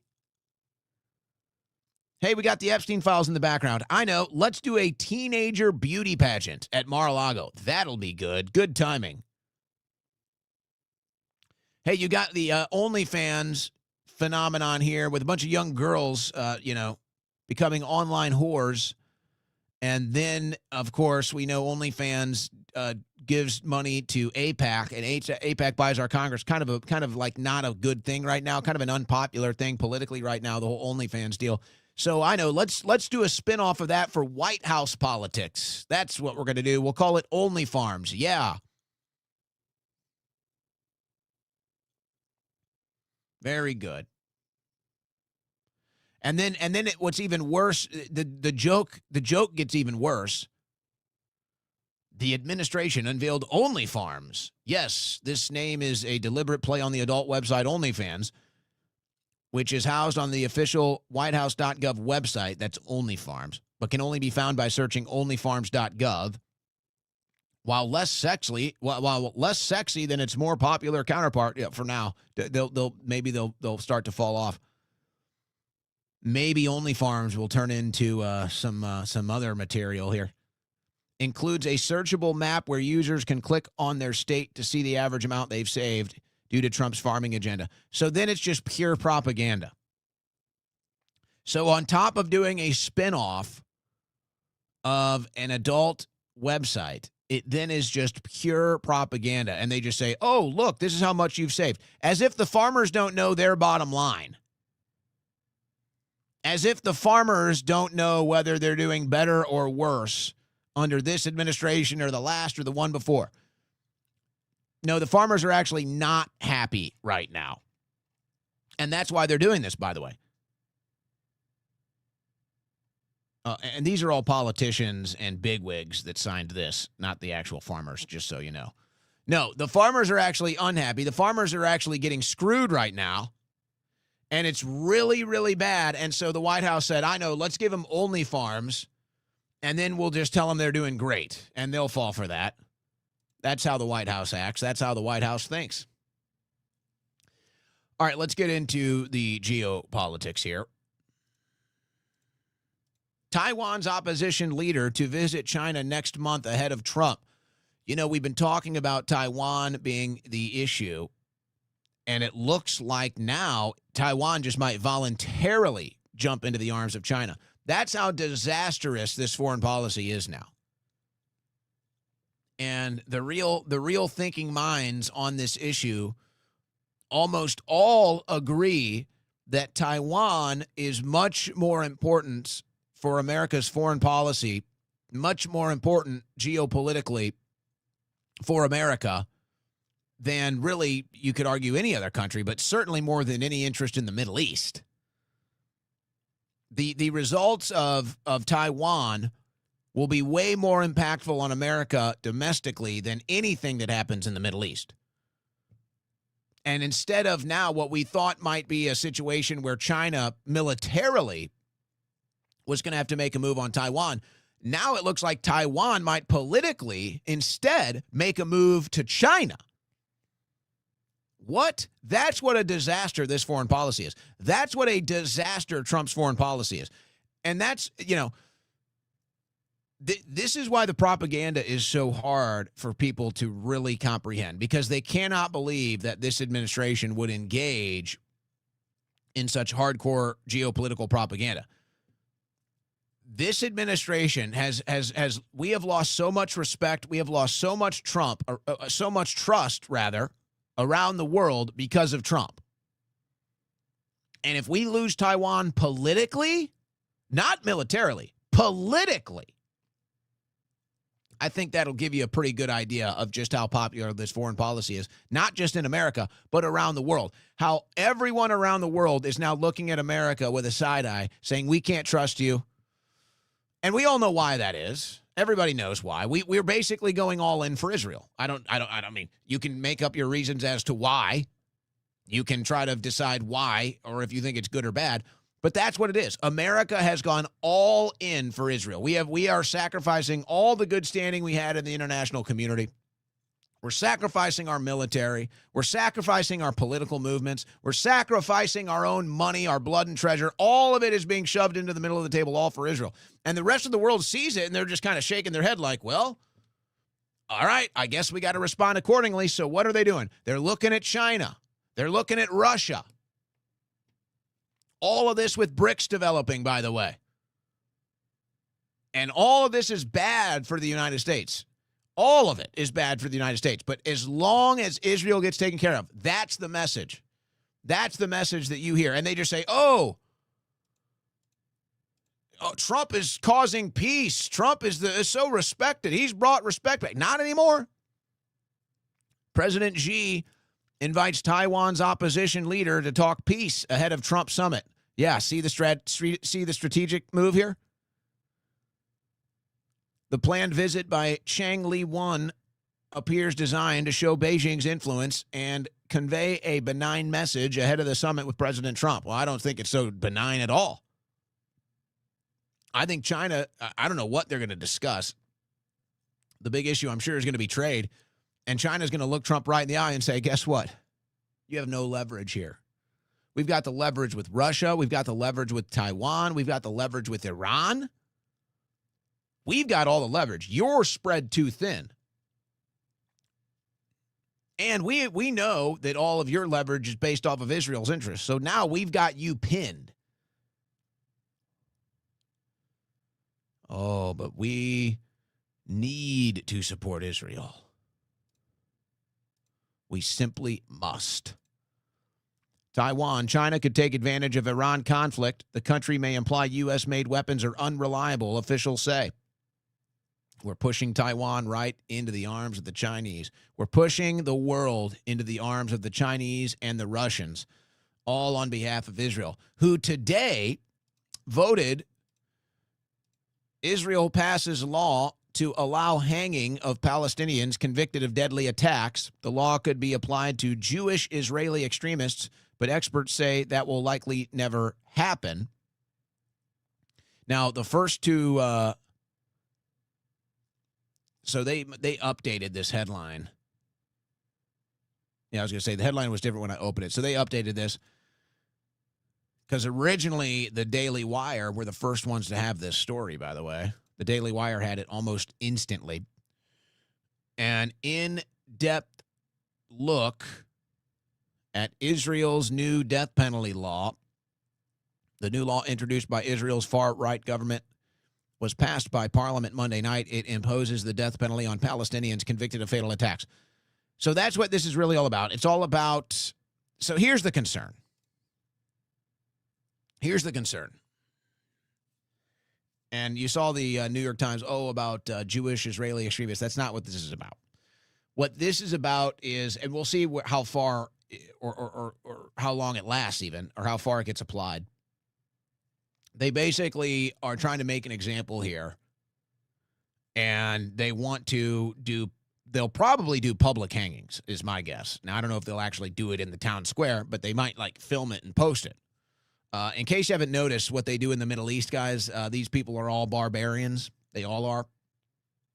They're all basically Neanderthals when it comes to how they feel about war and how they celebrate war and how they depict war. They really have no shame in that regard. And that's Duce Welle. I'm sorry, not Daily Wire. They have the same logo, so I apologize for that. And I'm probably pronouncing that wrong anyway. Here's the concern that people are going to have, and rightfully so. They're concerned that basically what Israel is going to do is just prosecute anyone and everybody that they want to and just kill them. And I think the irony here is, Israel wants to sentence Palestinians to death. And it's really just this. It's really just Israel has already sentenced them all to death. Now they're just trying to have a legally reason to inflict this death. And we all know how they think. And this might even have something to do with Netanyahu and the election that's going to be coming up. And there was a bunch of stuff going back and forth in Israel about the election coming up. And then, of course, Netanyahu is on trial leading up to it. But the truth is, when Israel sentences you to death, you don't have a court case. They just decide. So if you're in Palestine, Israel's going to bomb the hell out of you. They're going to kill you. If you're in southern Lebanon, they're going to kill you. If you're in the Golan Heights, if you're in the West Bank, if you're not approved to be there by Israel and you stand your ground, Israel will kill you. So now they're just looking for a legal reason And they'll say, oh, he was attacking us, or oh, he's part of Hamas, or oh, he's part of Hezbollah, or oh, he's part of this militant group. They already tried to kill us. They're already guilty. That's how this is going to be applied. So that's the concern here. So if they catch, if they catch a terrorist in Israel working on the behalf of whoever that's going to do a bomb or, whatever it is, and they arrest them, or maybe it's somebody that came in on October 7th, or maybe it's somebody that did do an attack. Maybe it's somebody they've already caught, and they say this is the death penalty. You say, well, okay, if Israel wants to kill terrorists that come into their country to kill Israelis, well, I guess, okay, let them do their business. The issue that people have here is that they think this is just going to be carte blanche, and Israel's going to use this to just say, see, it's not a war crime to kill 100,000 Palestinians. They attacked us. It's not a war crime to kill these people. They attacked us. So it's going to be this whole legal interpretation now, I think, to try to get potential war criminals off. And we'll see what goes on with the whole Netanyahu thing. But they'll argue, let's say, to the International Criminal Court or maybe to the UN, and they'll say, no. This is Netanyahu using the death penalty against terrorists. See, it's not a war crime. We're using the death penalty here. So that's the big concern. Or it's like, do you think these people even have a chance to get a fair trial in Israel anyway? So that's the concern. I want nothing to do with any of it. But see, this is why Americans are so frustrated, and you say, hey, I don't like what's going on in Israel. They say, well, let Israel handle its own business. Okay, then they can fund it themselves. Then Israel can handle its own business, and they don't need our military, and they don't need our money, and they can handle it themselves. So if that's the deal on the table, then we're all good. We will pull out all military support. We will pull out all financial support. We'll finally get that divorce from Israel that we've all so long desired. And then Israel can handle their own business. And if they want to hang people in the streets, if they want to get into wars with all of their neighbors, and I say, good luck. You guys handle their own business. We're out. We're out. You guys do what you want. We're out. We're not going to be a part of it anymore. But then you'll go on air. You'll go on social media. You'll say, gee, Israel that convicts people to death whenever they want in whatever country all over the world without trial. But I'm sure this legal process is going to be fair. They say, hey, you don't understand. Let Israel handle its own business. You shut up about Israel. You don't know what it's like over there. You let them handle their own business. I say, hey, I'd be all for that, except their business is clearly my business since I fund their business, actually. Actually, Israel's business is basically my business because it's my money, and it's my military that supports Israel. So actually, unfortunately, it is completely our business. We would like it to not be our business. We're sick of it being our business. We'd like to completely get out of this business, but you won't let us do it. So actually, we have more than a right to express an opinion about what goes on in Israel since we're subsidizing their very existence. And I'm not happy with Israel killing journalists. Israeli airstrike in southern Lebanon kills 3 journalists who are covering the war. I'm beginning to think this is all intentional, by the way, with the amount of journalists Israel has killed, with the amount of journalists that they've almost bombed while they were reporting even. Here's one of the journalists, Ali Shoaib, who was reporting while Israel invaded Lebanon here. So he's a Lebanese citizen. He's a citizen of Lebanon. He's a Lebanese individual. Here's Israel invading Lebanon, and then they killed this journalist who was reporting on the Israeli invasion of Lebanon. And then Israel admitted they lied. Actually, they didn't realize that their comments were going to go public, and then they got caught. Israel Defense Forces admit to posting fake image of Lebanese journalist killed in the strike. So they depicted him as a member of Hamas or the Houthis or some terror group. They photoshopped it. They made it up. Even Fox News reported that they made it up. After questions from Fox News, the IDF has repeatedly been forced to admit it edited the photo to show him in a military uniform. So the IDF killed a journalist and then tried to cover it up by photoshopping an image, making him look like a military man when he was simply a journalist. So this is the type of propaganda. These are the types of lies that Israel and the IDF engage in every single day. And they have no shame because they never face punishment. So they get to bomb 7 countries. They get to invade multiple countries. They get to kill women and children. They get to kill hundreds of thousands of people. They get to lie to the world about it. They get to lie about killing journalists. They just make it up. They lie to the entire world. They get caught, and then they just scoff it off and say, oh, well. And so the world is sick of it. Americans are sick of it. But our politicians are owned by the Israeli lobby, and so we don't get the results we so desire. And now Israel, what an offer. U.S. and Israel in talks to establish American military bases on Israeli soil. Oh, what an offer. United States and Israel are reportedly in discussions over establishing American military bases inside Israeli territory. And apparently, the Israelis are pushing for this. I don't get it. I don't get it. But the Israelis, I guess I could understand why the Israelis are doing it. Because they're just trying to, they're trying to get their hooks into the veins of the United States people as much as possible. They just can't, as much blood and treasure as they can suck out of us is all they want. They're not interested in your opinion. They just want your money and your blood. So, yeah, of course. Oh, Israel, hey, come on, have a base here. Come on. How do we feel about a military base in Israel? Oh, and then what? Israel start bombing countries and blame it on us? Now we're really on the hook. That's what we need. Iran military says Israel behind attack on Kuwait desalination plant. Who knows? Who knows? That's why I don't like covering the boots on the ground. That's why I don't like covering I don't mean American boots on the ground. I just mean boots on the ground news. I mean the developments are on the ground because I don't know what the truth is. They say Iran is striking all of these countries. Israel has bases inside of Iran. They bragged about it. So it could be false flags. It could be real. It could be Iran. I have no idea. But we've seen multiple cases now where multiple different foreign governments are coming out and saying, no, this wasn't Iran. And some of them outright blamed Israel.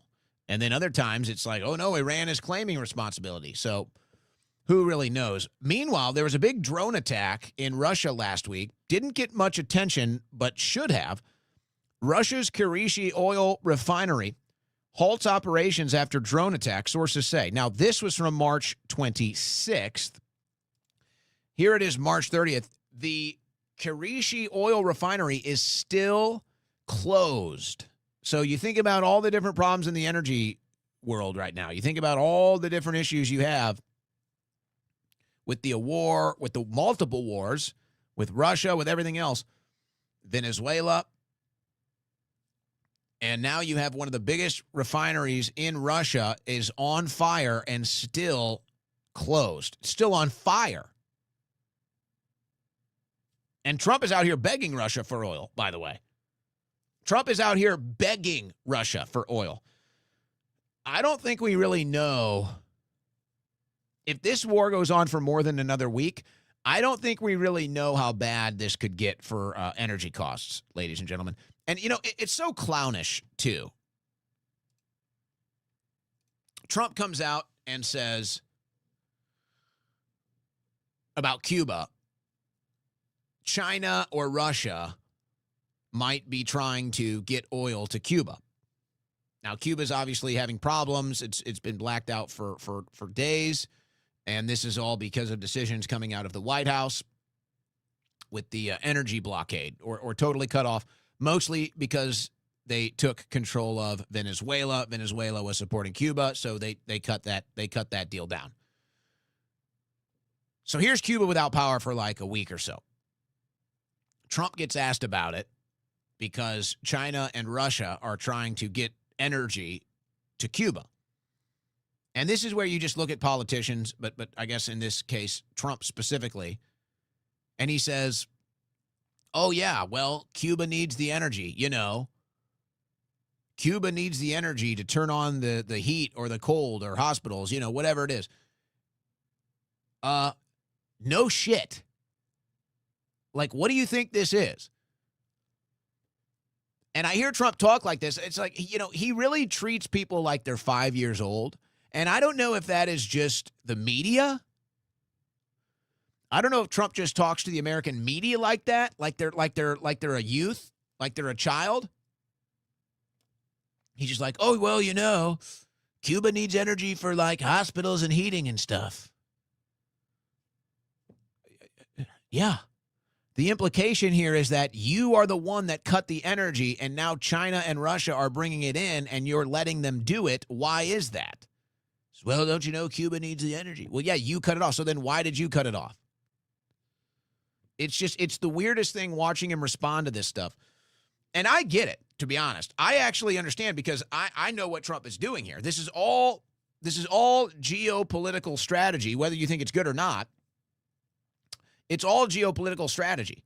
So he's just going to lie, and he's going to treat the American people. He's just going to lie. He's going to treat the media like they're 5 years old. It's like, hey, fire is hot. Oh, yee.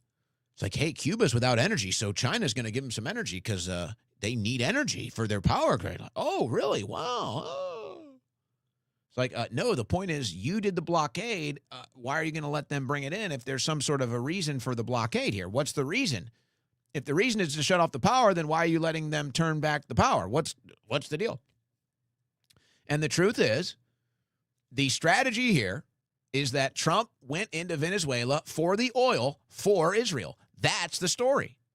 But if he goes out and says that, he can't go out and tell the American people. He can't go out and tell the press. Well, we lied about everything in Venezuela. Pretty much everything. All a lie. Well, I don't even remember the lies. We told you it was for drugs or something or an election. I don't know. No, it was all about the oil. Really, it was just the oil, actually. And we needed the oil. We needed the oil because we knew we were going to war. We knew it's not a war, though. We knew we'd be going to war. This is what we knew. It's not a war, but we knew that Israel would need the oil. And we knew the markets would need the oil. That's what we needed. So we went into Venezuela, and Maduro wouldn't cooperate. He wouldn't give us the oil. He wouldn't give Israel the oil. We said, that's their oil, promised to them 3,000 years ago. It's their oil, I said, and they didn't take it. So we took Maduro out, and now we've got a regime in Venezuela that is willing to give Israel the oil. That's what they're willing to do. And maybe in 6 months or a year, maybe we can get some of that oil. We don't have the infrastructure yet. We can't get it now. It might be too late then, who knows, but that's why we're doing it. So if China and Russia want to use their oil for Cuba, that's fine. We're not going to do it. We need that oil for Israel. We need that oil for the war. But if China and Russia want to help save lives, if they're into being the good guys now, that's fine. We're the bad guys now, in case you haven't noticed. We work with the bad guys. And so that's the story. So there is no strategy in Cuba. We're just taking the oil. And Cuba was getting some of it. It's ours now. That's it. That's your strategy. So he just treats you like you're an idiot. He just treats the media like you're an idiot. It's like, yeah, you cut off the oil. Why are you letting other countries deliver oil if there's some strategy here? No, because the strategy is to just take as much oil as possible. We don't care if people die. That's the strategy. Candace Owens has taken a victory lap on this today. This is a wild one. French Masonic Lodge at heart of murky murder trial. 22 people went on trial in France on Monday on charges of murder and other serious crimes centered on members of a Masonic Lodge accused of running hit squads. 13 of the defendants face life imprisonment. Wow. So, Candace Owens taking a victory lap on this.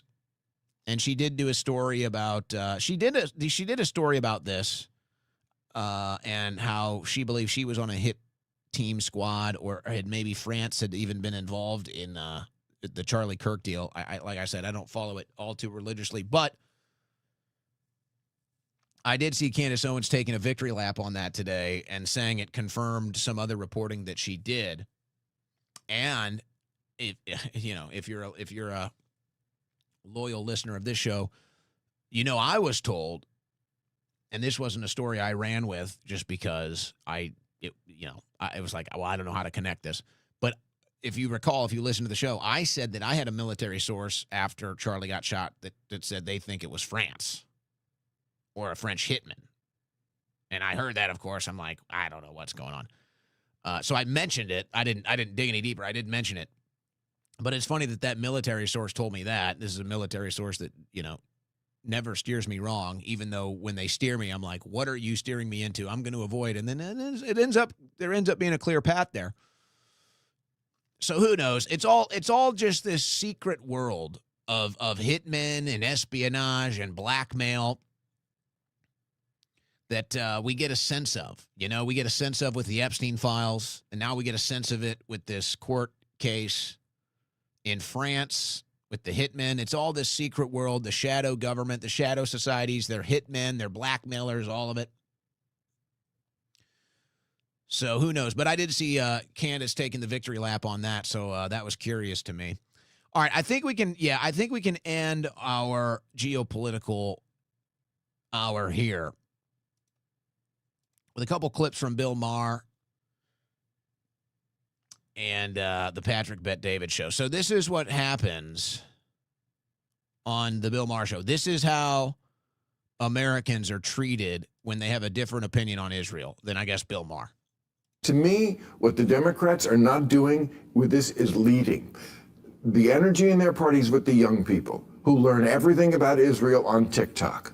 They don't know shit. And their leaders are not standing up and saying, kids, you don't know what's going on here. Every war Israel has fought is a war of defense. Right. Every war, they were attacked first. Well, and they're not doing that. So of course, you can hear after Bill Maher says that, Slot can hear, kind of tilts her head. Some other guests are like, wait, what? Israel's never done anything wrong ever. Do you understand? Israel has never done anything wrong ever. In fact, it's incapable of doing anything wrong ever. That's the attitude here from Bill Maher. But aside from that absolutely absurd mentality, here's what's more offensive. And this kind of, it drains into the conversation on the panel I just had, the boomers versus the millennials. He says, oh, these young kids know nothing. These young kids know nothing. They're getting all their information from TikTok. Well, a couple issues that I take from this. One, this is what younger generations have been hearing their entire lives from boomers. Do you understand this? Younger generations have been listening to boomers tell them, you don't know enough. You don't know anything. You don't know enough. You're not the authority here. You don't get your own opinion. You don't get to do your own research. We know everything. We have all the experience. We have all the knowledge. We don't want to hear about your foreign policy stuff. We've got the experience and the knowledge. You guys just take a backseat. We have been hearing this our entire lives from the boomer class. Our entire lives. And so I'm sitting here, and I expressed this on the panel, and I said, okay, I'll tell you what. If you want to hold that attitude, if you want to harbor that attitude through generations now, by the way, through multiple generations, if you want to harbor that attitude against, let's say, 20-year-olds, let's say you want to look at these 20-year-olds and say, you guys don't know enough, you don't have the life experience, you haven't been around enough, you get your news from social media, whatever. If you take that approach with 20-year-olds, you know what? I'll nod my head in reluctant acceptance, even against myself when I was in my 20s, let's say. Let's say this is Bill Maher addressing me in my 20s because I have a different opinion. He says, you just don't know enough. You get all your information from the internet, and you just don't understand that Israel is never wrong and has never done anything wrong in its history of its existence. It's like, okay. Let's just say, okay, you're directing that at 20-year-olds, and you just kind of, you reluctantly nod your head in agreement. We're 30 now. We're 40 now. You can't, how long does this last? What are we going to be, 50 years old? Am I going to be 50 years old up here listening to boomers tell me I don't have enough experience? Am I going to be 50 years old up here listening to boomers tell me Israel's done nothing wrong and you just get your news from the internet? Like, how long does this have to last? We're sick of it. We're in our 30s now. We've got families now. We're in our 40s now. We've seen a geopolitical event or two. We've seen a war here or there. This doesn't work. I'm so sick of this concept that, oh, the boomers get all the say in policy and foreign policy because they've got the age, they've got the wisdom, they've got the experience. You guys just know the internet. I'm done. That doesn't work anymore. Once you're over 30 years old, I say no. You want to send that attitude to 20-year-olds? Maybe. I'll reluctantly accept it. I'll reluctantly nod my head and say, all right, you're 20, you're in your 20s, maybe there's something to that. Once you get past 30, this is ridiculous. I'm 36 years old.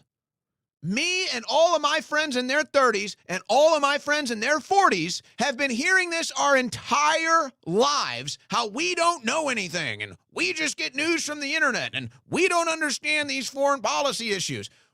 Till when? Till I'm 60? Am I going to have a 100-year-old boomer looking at me, can barely even walk or talk, and I'm 60 years old? They're saying, you just don't understand, Sonny Jim. What? And not to go off on a rail here, but I mean, this is where I get even more frustrated. Because it's like, okay, so we all seem to be in agreement that this isn't working, right? We all seem to be in agreement that things are going the wrong direction. And then when we say maybe we should do it differently, you guys stand up and say, oh, no, not so fast. And I'm saying, what? We just agreed that everything has gone wrong here with these policies. And now we're saying, let's try it differently. And you're saying, no, not so fast, youngin'. So I'm done. I'm done hearing it. I respect my elders. I truly do. I really do. And I want their wisdom. But that doesn't mean we have to agree. That doesn't mean that I can't form my own worldview now past the age of 30. And that's the attitude here. That's the attitude of Bill Maher. It's like, oh, you just get your news from the internet. Now, quickly, the other thing he says here is a big tell. Don't think it's a coincidence. Why did Bill Maher specifically say TikTok? Why did Bill Maher specifically say they get their news from TikTok? There's X, there's YouTube, there's Rumble, there's all kinds of social media out there now. Why did he specifically mention TikTok? Because all the Israeli loyalists and all the Israeli supporters know that TikTok was the one site, I guess, I'm not big on TikTok, but clearly they were panicked because TikTok was the one site that was allowing more news and more on-the-ground video to come out of Gaza, to come out of Palestine in the aftermath of October 7th, and it made Israel look bad. And so the narrative on TikTok was going anti-Israel. So that's why Larry Ellison, the #1 private donor to the IDF, bought TikTok so he could save the algorithm and save the narrative because TikTok was going against Israel. Organically, socially. So now they've just sold it to a Israel firster who changed the algorithm to support Israel. That's why Bill Maher said that, because he knows that. But then how are you even going to sit here and say, oh, you just get your news from the internet, as if you guys haven't been lied to your entire lives by corrupt media? Like, did we forget that too? Did we just forget that one too? Like, you guys have an entire internet. You guys have an entire world of information to form political opinions and views, and we don't like that. We would prefer only 3 networks get to control what you see and hear. You can't trust it. So these two things, I'm so tired of these two concepts that, oh, you just get news from the internet. Oh, where do you get your news? The networks? Where do you get your news? You just get your news from the internet. Oh, you're just a young kid. I'm 30 years old. All right, boomer? I think we got a little say in things now. I think we got enough experience to have some say in things now. Or am I going to be 50 years old and told, oh, you just get your news from the internet? 50 years old. You just don't get it, youngin'. I'm so sick of these arguments. So then they get into the AIPAC issue with Stephen A. Smith. And this is where it just gets weird. And again, this is why the rhetoric here, let's play the clip and explain how insane this is. What do you make of more Democrats distancing themselves from AIPAC, that is the Israeli lobby? I think everyone who's running for president, although none of them say they are, but all the ones who are, including the two Jewish ones, have distanced. That's where Jews are with the Democratic Party these days. Has it become toxic to support Israel? I think it has for the Democrats. So we all see the Democrats are going to run now on the anti-Israel platform. I called that day one. And at first they didn't want to cover it because they assumed that it wouldn't work, but now they see it is going to work, so they're talking about it. I think it has. The question is it right? It's not. I don't think it is. No, it isn't. I don't think it is. And I think that... So what's not right exactly?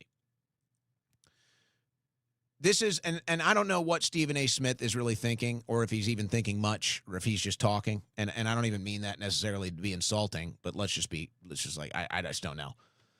Because it doesn't make sense. So Americans can't make up their own mind about politics. Americans can't decide what lobbies they like and what lobbies they don't like.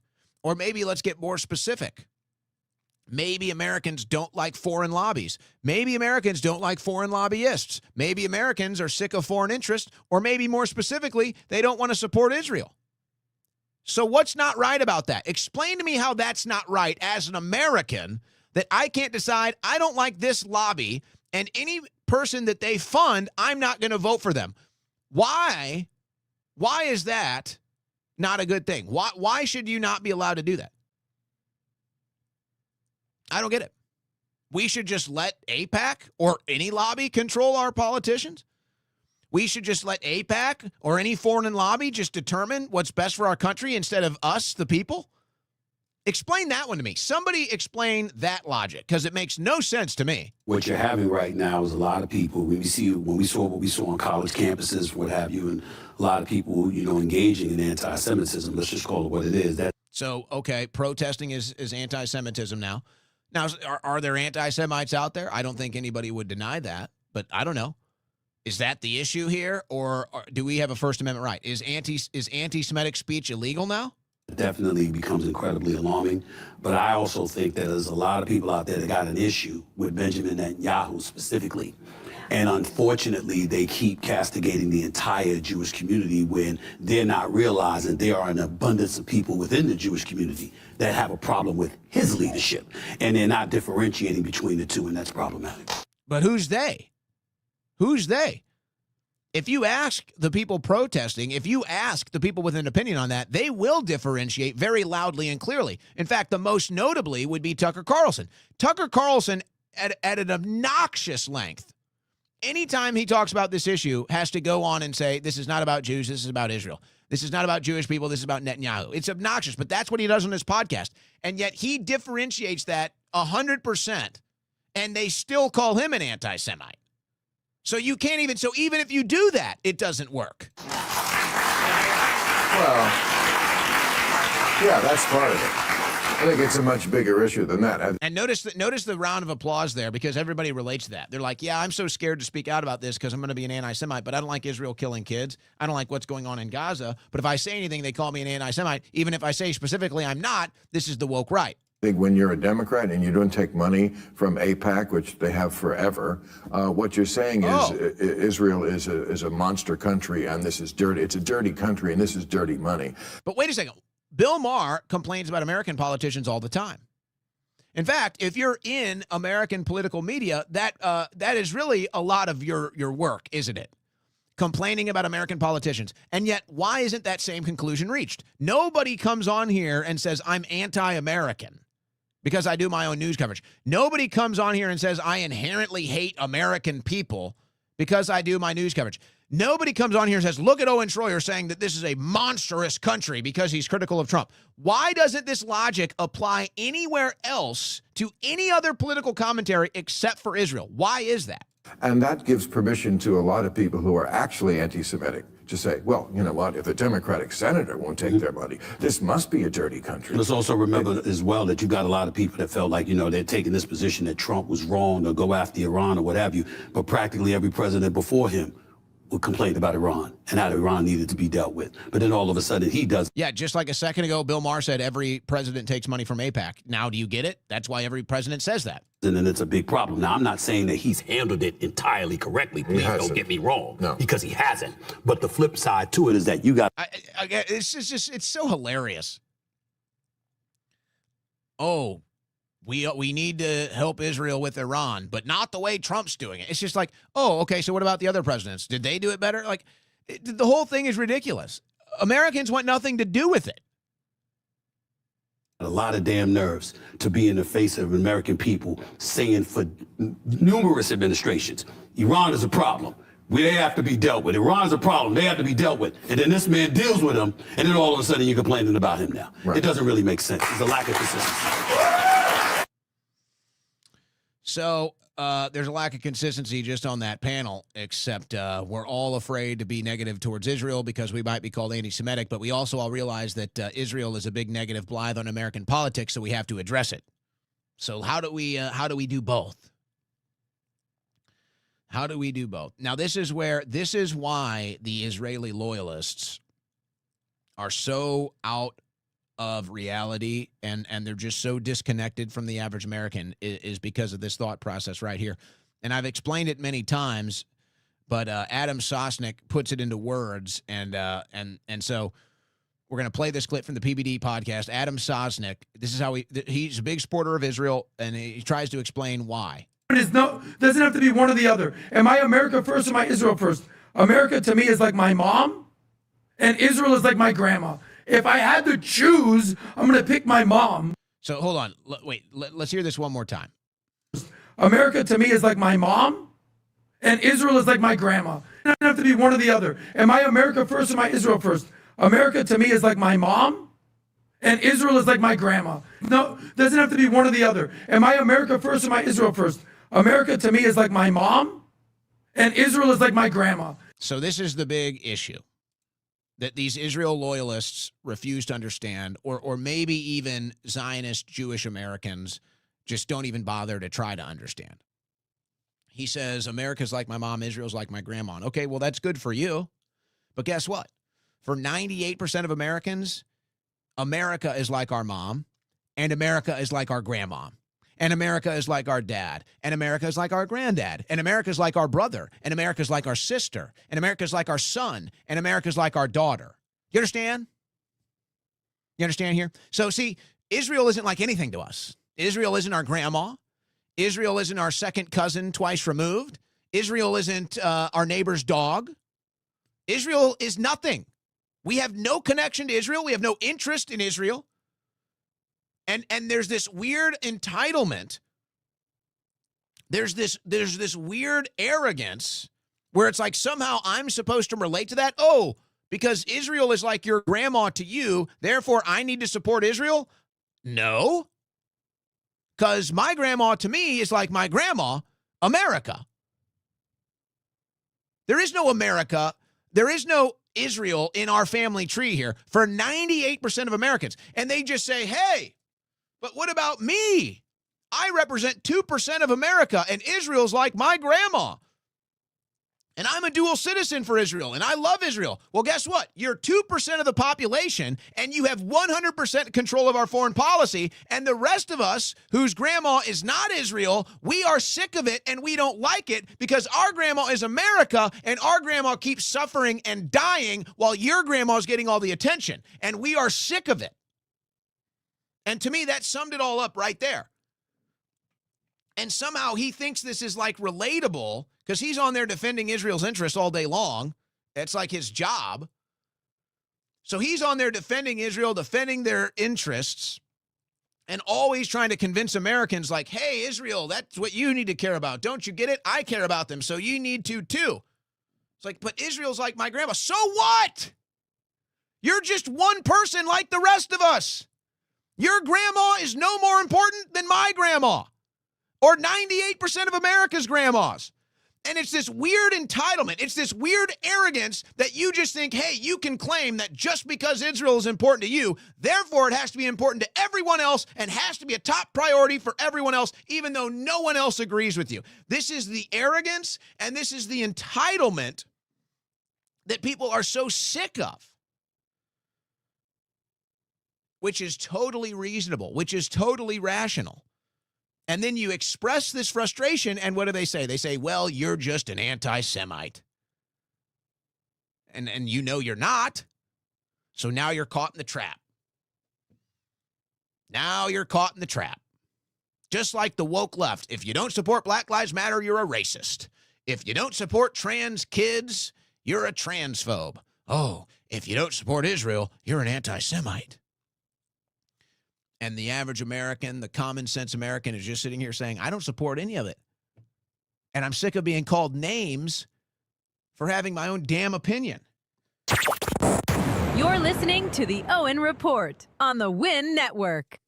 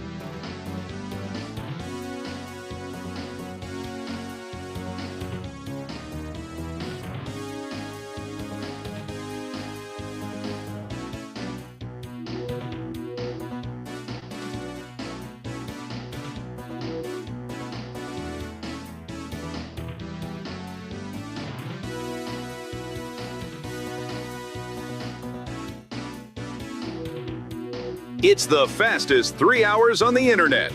It's the Owen Report with Owen Schroyer.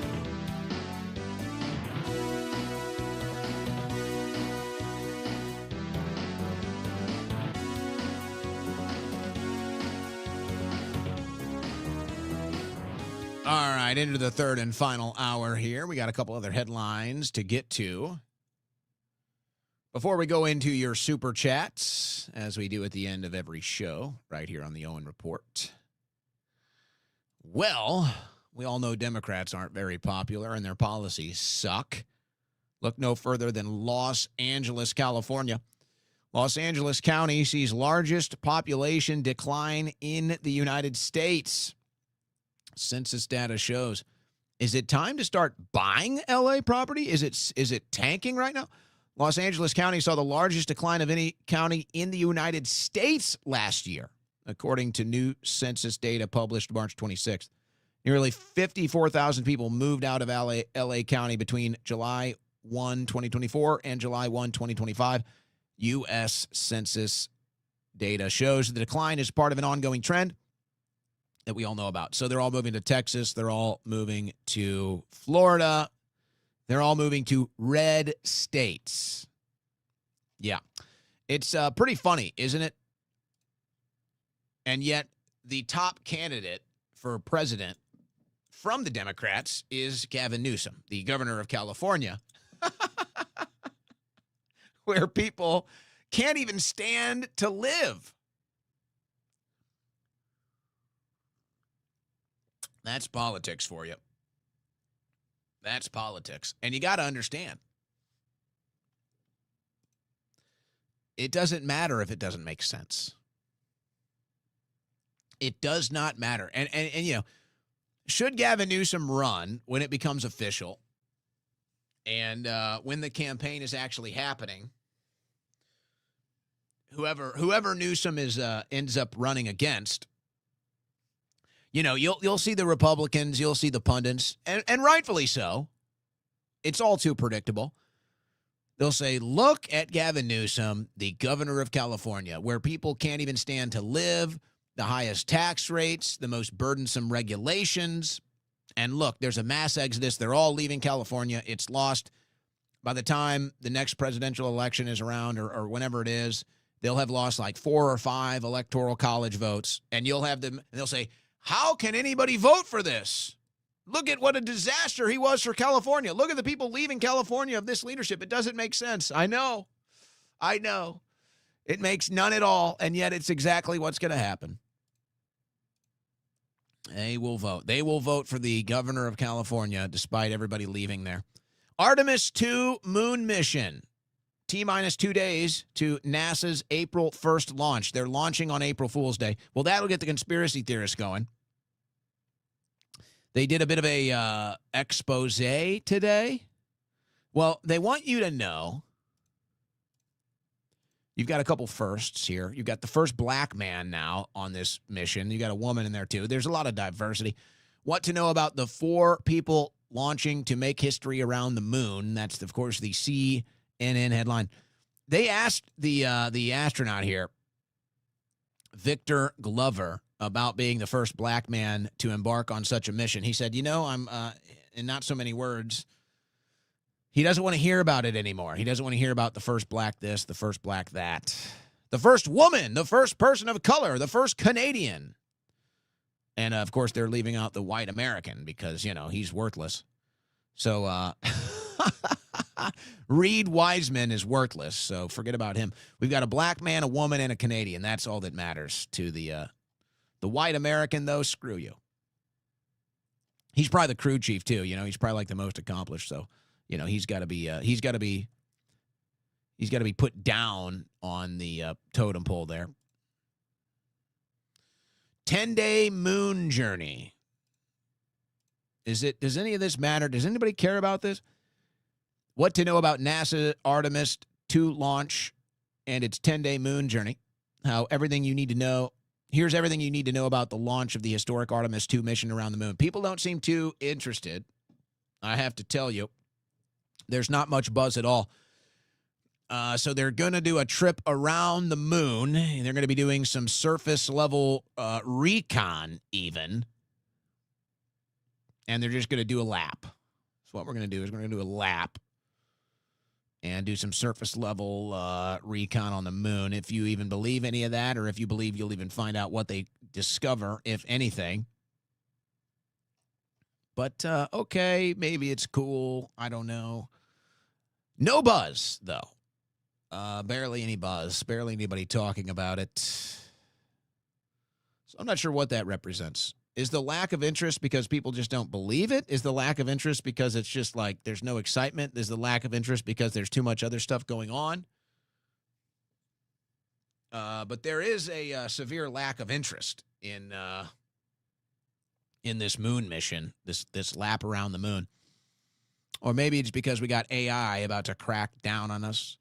The IRS wants smarter audits. Palantir could help decide who gets flagged by the IRS. Ooh.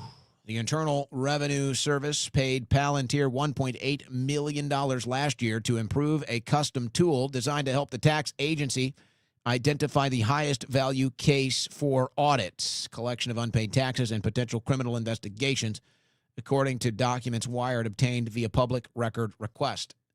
So, it's like, I guess, make up your mind. Do you like it or not? But essentially, what you have here is that the IRS shares all this data with Palantir, and it's probably not just the IRS, by the way. It's probably multiple agencies so they can get the best possible results. But basically, they're able to plug in all the different data points on your finances. So they're probably, I wonder if banks are involved in this. I wonder if you can get information from banks. It's my best understanding that the way they're able to do this is through these different payment processors. And the banks aren't involved. Now, again, I don't know. That could be true. That could not be true. There's different laws. There's different regulations. There's different agreements even, let's say, cooperation levels with the payment processors and with the banks. But basically now what you have is, because you have these different payment processors or these different digital payment capabilities, like a PayPal, a Venmo, a Stripe, they all have their own data. So they all have your own data, before anything even gets to your bank account. This AI might not even get access to your bank account, but they get access to all the different payment processors, and they can basically crunch numbers and then, based off of your tax return, determine whether or not you're reporting your income, is essentially what's going on here. So you have all the different payment processors, Venmo, the rest of them, they're all sharing this data. Unless they've explicitly said they're not going to cooperate with the IRS, I would assume that they are. And it might not even matter. With Palantir, they might just be able to get this data whether you agree to it or not. But I'm pretty sure if you read these agreements, when you download these apps or when you agree to use these services for financial transactions, I'm sure there's a subsection in there that basically says they can sell this information or they can use this information for other purposes. So they're all selling it in the open market. Palantir just puts it all into a data center, and then they crunch all of these numbers to report back to the IRS, which, if they notice, who knows what if it pings at 10 grand or 50 grand or 100 grand, a number, it pings them, and then they'll send you an audit or a warning of audit. That's my best understanding. And, quite frankly, that's from experience. So, which is also why it's funny. I don't even know. It's just, the people that say, Schroyer's paid for by this group, by that group, all of this stuff. It's like, unfortunately, I have had my financials poured into by many different hands and eyes many different times. So if there was anything there, they would be reporting it, and it's not. So I've had multiple court cases, multiple federal agencies in my bank accounts. There is simply nothing there. But regardless of that story, going through this process, that was my understanding, is that it's basically AI pinging these payment processors that if they see you're processing a bunch of money through one of them that they don't see reported to the IRS, it pings you and they send you a notification. So do you want it? Do you not? It's just this AI government that's coming our way, slowly but surely. And it'll cost us a bunch in water. Denver imposes water restrictions, orders restaurants to serve only on request. You know, I don't mind that, actually. But that's not the story here. The story is that we're going to be allowing AI and data centers to basically use up much of the water supply. And I guess Denver is just getting ready for this, or this just could be some liberal, progressive city saying, hey, if they don't ask for water, don't bring it to them. It's a waste of energy. So, but just wait. You think water shortages are bad now? You think demand for water is high now? Just wait till the AI government and the data centers kick in. They're going to be consuming more water than anything you've ever seen. And they're cutting the deals to get the rights to it right now, by the way. Hey, this weekend, not hearing much about this. Nigerian jihadists rampage across Christian strongholds during Palm Sunday week. I'm getting different numbers on this story, so I pulled up a couple of them. Palm Sunday week turns deadly across Nigeria, at least 98 killed as Nigeria's terror crisis escalates. So you've been hearing about the Christians in Nigeria for a long time getting slaughtered. And this story, they only talk about this story when they want to distract you from something that's happening in the Middle East. By the way, they only push this to the front of the headlines when it's convenient for the Israeli lobby that wants you to hate all Muslims, or when it's a convenient story to distract from Israel killing thousands of people. Then they put the spotlight on Nigeria. So if you're not seeing this today, you have to understand when this story is used. So this is mostly a story that gets ignored. This is mostly a group of Christians that gets ignored. And the only time they even talk about this is when it's convenient to distract from Israel killing people, or it's convenient to sell to you that you need to hate all Muslims as a Christian in America. So I didn't see this anywhere in the news. I didn't see it anywhere this weekend. I didn't see it anywhere so far today. But see, that's why Bill Maher says, hey, you and your internet. You and you're looking for information on the internet. So who's going to step in to save the Christian Nigerians? And it's funny because I called this out immediately. I said, none of these people actually care. Remember when they first started these campaigns, standing up for the Christian Nigerians? And I said, none of you will do anything. You're all using this as a convenient distraction from the other issues that people are talking about. Nobody's ever moved in to rescue these Nigerians. The IDF isn't going in. I promise you that. IDF isn't running in there. God forbid. No, they're blocking Christians from worshiping on Palm Sunday, actually. Israel is shutting down places of worship on Palm Sunday and bombing Christians every other day of the week. So they won't be pushing this story today. If they cared, they would. If they cared, they'd be doing something about it, but they don't. They just use these headlines as a convenient distraction when they need it. Gunmen kill at least 30 in Nigeria's Plateau State attack. So, again, numbers are all over the map here. Palm Sunday attack in Nigeria's Jos Archdiocese leaves 11 dead, curfew imposed. So there might have been a couple separate attacks as well on Palm Sunday, not just one. But Christians in Nigeria targeted on Palm Sunday, and those people that claim to care about them haven't said a damn thing. Not a single thing, ladies and gentlemen. Okay, vapors. What do you guys think about vaping? Vaping is linked to lung and mouth cancer in major study as experts warn it is not safer than smoking. Despite being positioned as a tool for quitting smoking, vaping is potentially harmful as cigarettes and can cause both mouth and lung cancer. Well, who really knows? They're claiming it in a study. People don't really trust studies anymore either because they realize that studies can be bought and paid for, just like media. You would think, it just seems like it would be cleaner, not clean per se, but cleaner than smoking, raw tobacco leaves or something else, or all that other stuff that's in the cigarette. I mean, that's really what it is. They put all these carcinogens on the cigarette wrapper, and that's what really does you in. Other tobacco studies with just raw tobacco have found some positive effects aside from the negative ones. So, okay, so get ready. Now it's going to be the attacks on vaping, and don't be surprised if down the road you find out these studies were paid for by the big tobacco companies.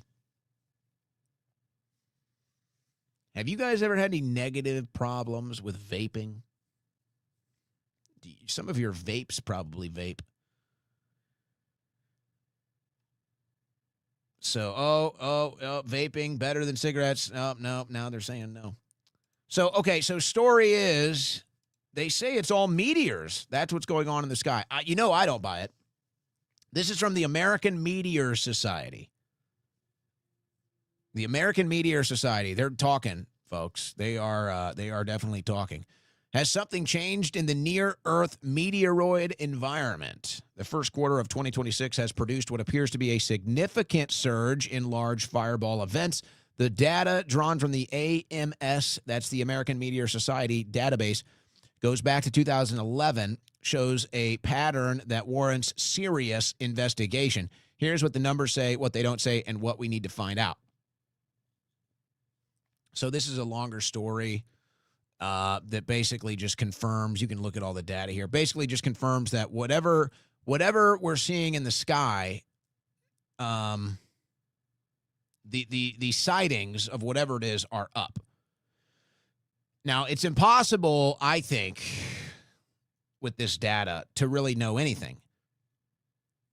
Because if they count the things that we've seen recently, these are not meteors, but they're counting them as meteors. So maybe that's why the numbers are up, and they're saying, oh, it's something going on with meteors, but maybe it's something else. Maybe it's something man-made that is inflating these numbers.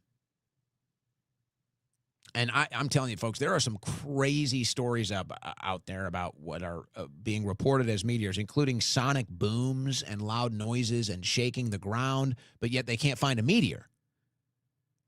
They don't even find the meteors. They just hear them and see them, and then they don't. It's like, what is going on?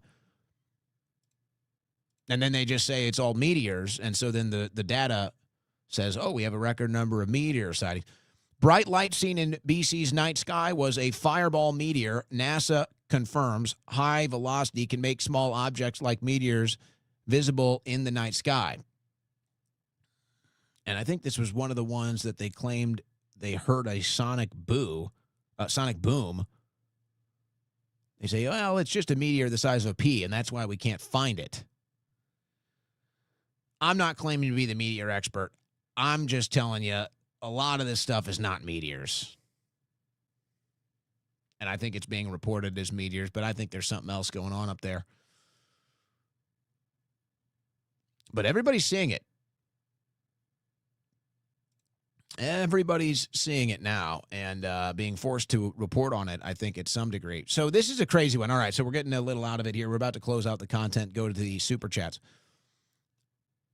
I'd never heard of this story. Aaron Milchan produced 2 Robert De Niro movies in the 1980s. Apparently was an Israeli spy.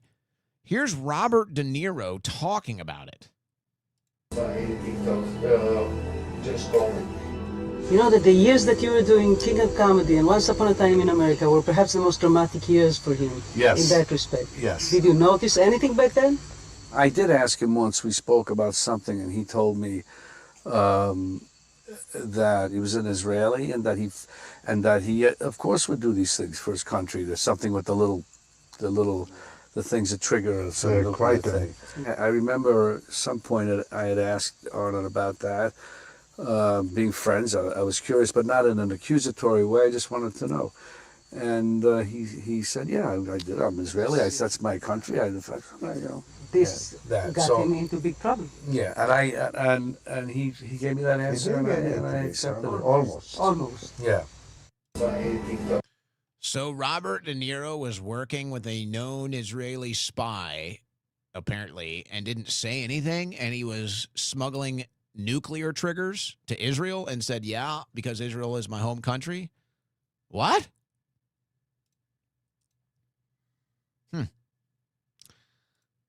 Okay. Well, the more you know, right? The more you know. Did you guys see Rabbi Shmuley over the weekend? Tell you what, I'm going to go to this. I'm going to go to this Shmuley here. I'm going to try to find a couple other clips about this. Shmuley got confronted. He was doing a video in New York, and he got confronted. And, of course, he immediately ran to the police when it happened. Okay, here we go. I'm finding the other videos I'm looking for.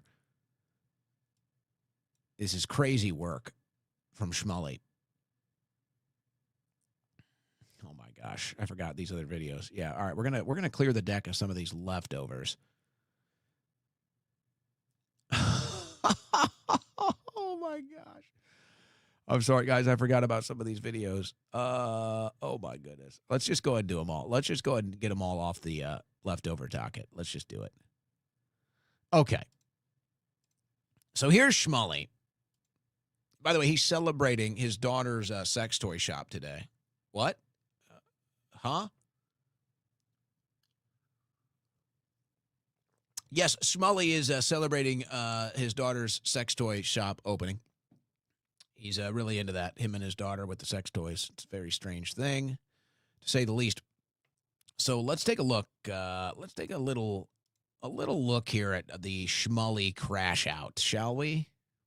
Rabbi Shmuley is a Zionist fucking pig. Get this. Here he is, right on camera. Hi, everybody. I have no problem saying it. Rabbi Shmuley. Say your name. I'm Salvo, baby. I have no problem saying What's your it. phone number?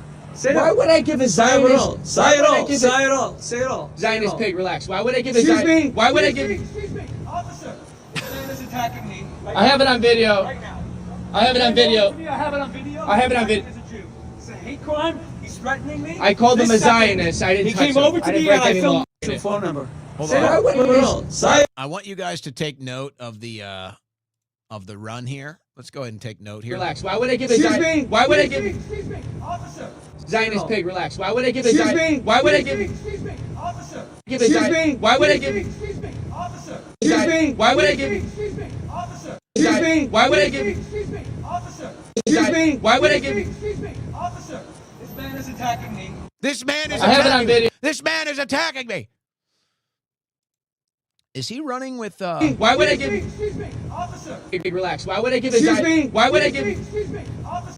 You know, he's running like he might have one of his daughter's toys lodged in his he's running like a man who has a certain tendency to have things lodged in his he's running like a certain type of guy who's into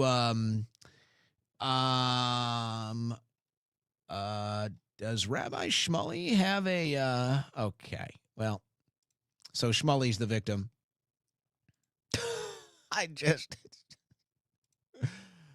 Wow. So that happened. He's attacking me. Hey, this man attacked me. Oh my goodness. Oh my. But this is common behavior for the perpetual victim class. I got a couple other examples of this. This is hilarious. So here's a Jewish man with a Palestinian flag protester. I want you to watch what happens here.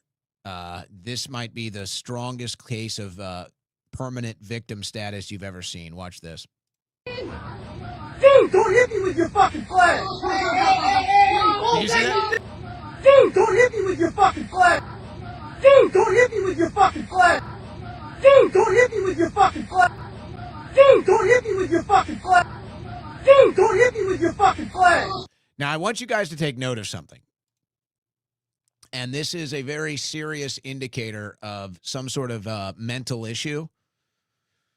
Specifically, you could talk about, well, I guess you could talk about like people that have anger management issues or different areas of they can't control their emotions. I don't know what you would call this one, like victimhood mindset emotion, or I don't know what you would call this pathological liar. But you just saw Shmuley and this gentleman do the same thing. Shmuley runs up to the police officer claiming he's been attacked. The whole thing is on video. There's no attack. So here's this other example. This guy tries to whack his head. This guy tries to whack his head into a flag post, into a flag, and it's caught on video, and he says, oh, you hit me with the flag. So you have to understand, when people are doing a psychoanalysis of you, and this will really come into play in a courtroom, and it'll be argued, okay, if this is what you're willing to do on camera, or this is what you do when you know you're being filmed, imagine what it's like when you're not being filmed. Imagine what you're like when the camera is not filming you, and this is how you behave when it is. You just got caught on camera trying to bang your head into a flag and then claim somebody whacked you on the head. That's on video. You knew you were being recorded, and you still did that. So you have no impulse control. There's something broke in your mind that even though you are lying and you know you're lying and you know everyone is witnessing you lying, you still engage in the lie.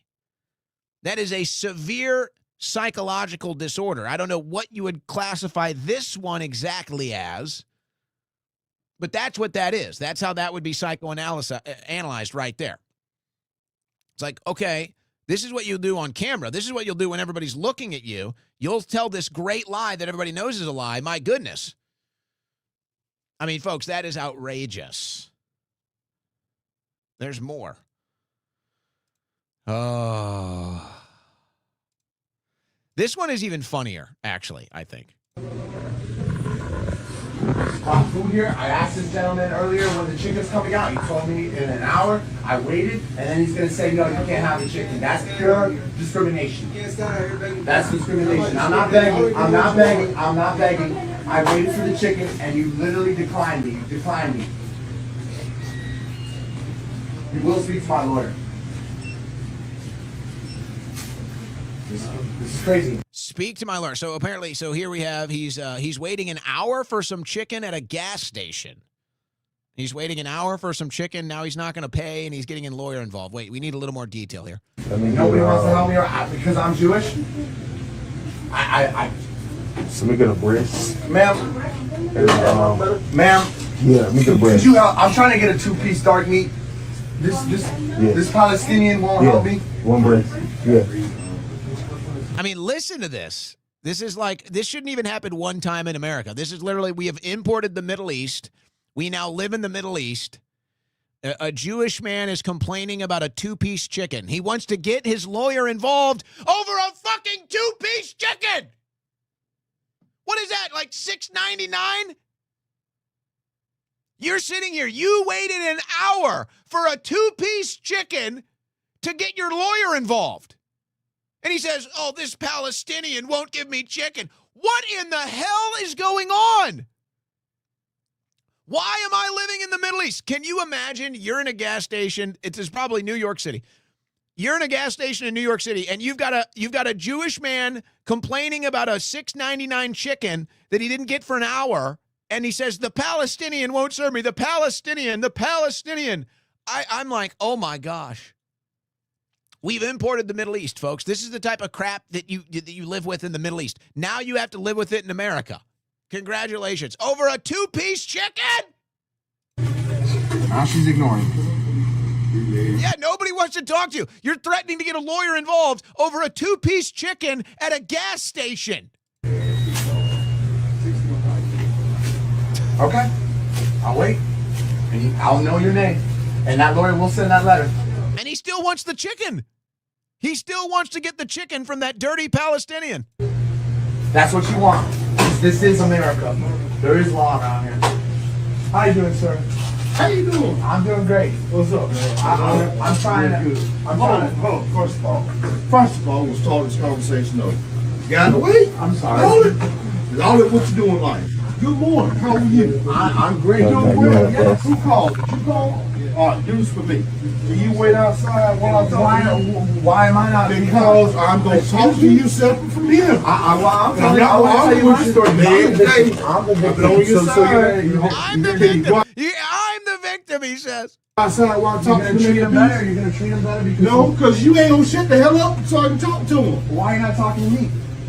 He called. I'm the victim. I bought the Keep your phone. I'm going to light his ass up. I bought the man. What happened? Because I'm Jewish. I don't know what you are. I don't know either. I don't care what your religion is. What's the problem? No, I sit right now. I bought food here. I asked this man. All right, we're getting to be enough here. So you just want to be a victim. That's what this is. That's this mental disorder here where you want to be a victim.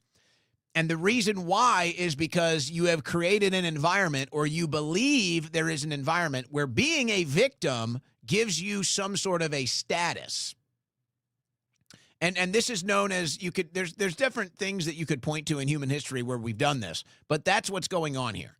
So you've created what we call the victim economy. So you create the victim economy, then you want to be the victim. So you smack your head into a flag and you say, oh, I'm the victim. You're out in the street shooting a video, somebody heckles you, oh, I'm the victim. You can't get a two-piece chicken, you threaten to get a lawyer involved, oh, I'm the victim. So you've created a victim economy, which then gives there's now a desire to be a victim because you believe you can leverage that victim status against everybody around you as you see fit. And the rest of the people are just, quite frankly, sick of it. I think we have one more example here of a desperate wannabe victim. And by the way, it used to be this didn't even exist in America. But now political correctness and wokeists have created this new victim economy, woke left, woke rightism, with the new victim economy. I think we got another victim here. What do you expect? What do you want? What do you want? It's the University of Chicago, now what? You kill 12,000 babies, and then it teaches you that killing 12,000 babies is pretty. It's a shame it's not more. Oh, it's not a shame it's not more. It's a shame it's oh, yeah? Oh, this is going to go everywhere then, you piece of garbage. University of Chicago graduate. He wishes it was more. He wishes it was more. Say it with balls. Say it. So now we've got people debating Israel-Palestine relations in Chicago. That's how far we've fallen. So at New York, oh, we're in the Middle East. Chicago, oh, we're in the Middle East. This stuff, you used to have to deal with this in the Middle East. This is what it was like in the Middle East. This was political debate, street fights, whatever. This is in the Middle East. Your convenience store, somebody scrambling over a two-piece chicken. They might get their lawyer involved. Oh, you should have attacked us. You attacked us. You attacked us first. No, we were the victims first, but we attacked. This is happening in New York. This is happening in Chicago. This is happening in America. This is Middle East politics. This is Middle East culture. I'm sick of it. So here we go. You shouldn't have attacked! Yeah, now say it! You shouldn't have attacked! Yeah, how many kids do you want dead? Say it! As many as it'll take! As many as it'll take! You will never attack again! Yes, more! Go public! More! Go public! Yes! Go! Nice! Go. You are the cancer to the world! Good! Yes! Cancer Let to it out! the world! Let it out! Yeah! Here we go! That's what we want to see! That's right. You don't support Israel, you're a cancer to the world. And, of course, what do you do with cancer? You kill it. And there you go. And that's why the world is the way it is. Another one, the UN. Israel shows up to the UN. How can they project their victim status at the UN? Come on. Remind you, from this day on, each time you look at me, you will remember what staying silent in the face of evil means. Just like my grandparents and the grandparents of millions of Jews, from now on, my team and I will wear yellow stars.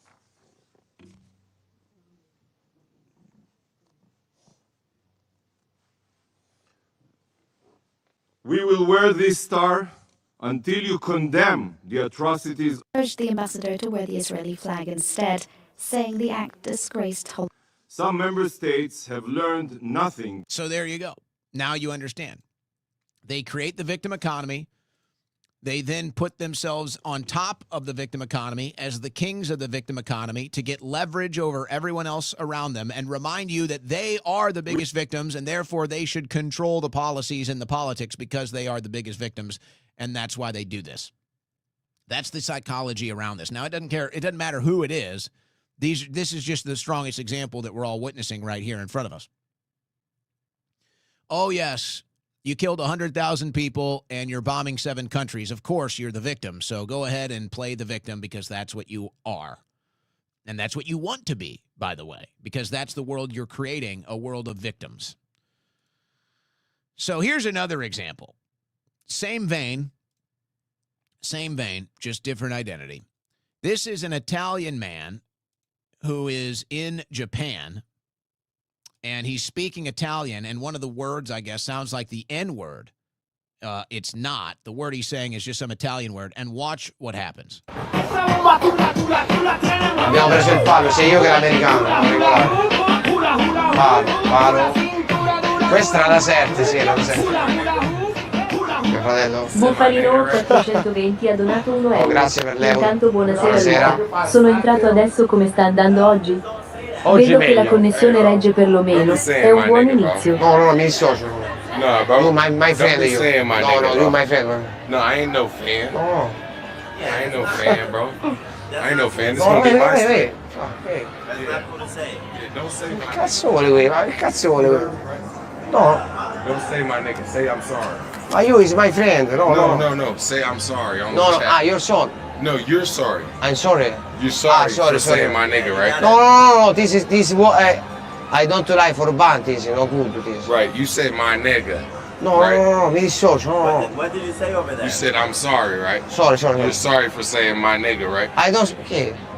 No, Okay, you do speak. You said my nigga. I heard you say it. No, mi You got dissocio. 5 seconds to apologize. No. Slap you open hand. No, okay. Right. Say sorry? Where you Say going? sorry. Say I'm sorry for Sorry, saying my nigga. Sorry. Say Just it. say I'm sorry. What you I'm gonna do? Sorry, I'm sorry. He said he's sorry. He You said sorry? he's sorry. It's no problem. He said he's sorry. I think per queste parole no. He said he's sorry. Ooh, I should slap He you said he's anyway. sorry. boy. He said he's sorry. Ciao. Ma che cazzo vuole questo? So you see that? This is the victim economy. This is the I want to be a victim because once I claim that status, now I have rights over you. Now I have leverage over you. And it's always violence, by the way. It's always violence. So in this case, here's an Italian, doesn't even speak English.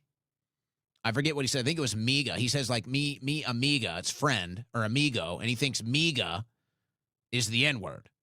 And he doesn't even speak English. So here comes this black guy. Oh, you called me the N-word. Now I have the right to violence over you. Now I'm going to dominate you. I have the right to violence over you. I'm claiming this space. I'm a victim now. I have leverage over you. I'm going to do violence over you. You saw it right there.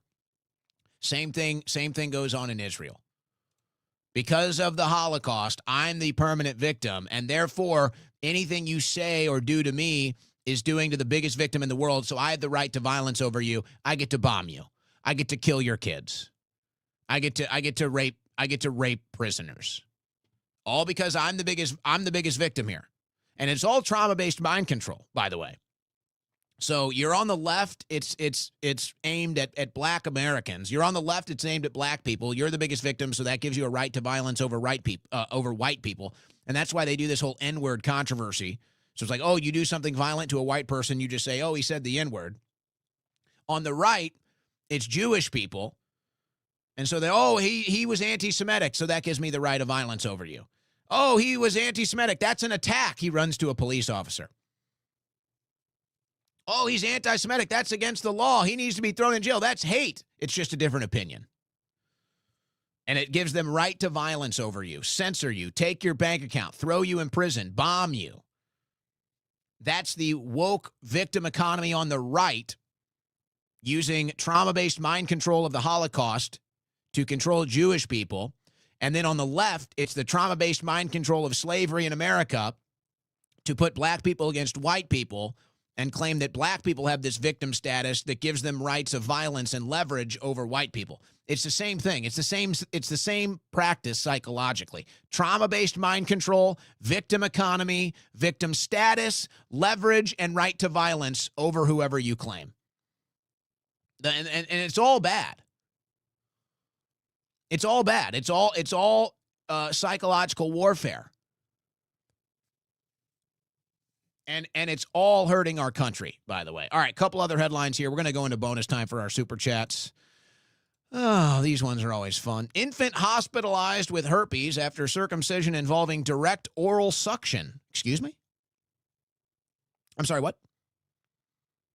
A 2-week-old baby was hospitalized at Wolfson after contracting herpes during a circumcision involving oral suction. I'm sorry, that word again. What? A 2-week-old baby gets a herpes infection contracting the virus during a Brit Milah Jewish ritual circumcision that involved direct oral suction known as the mitzvah b'peh.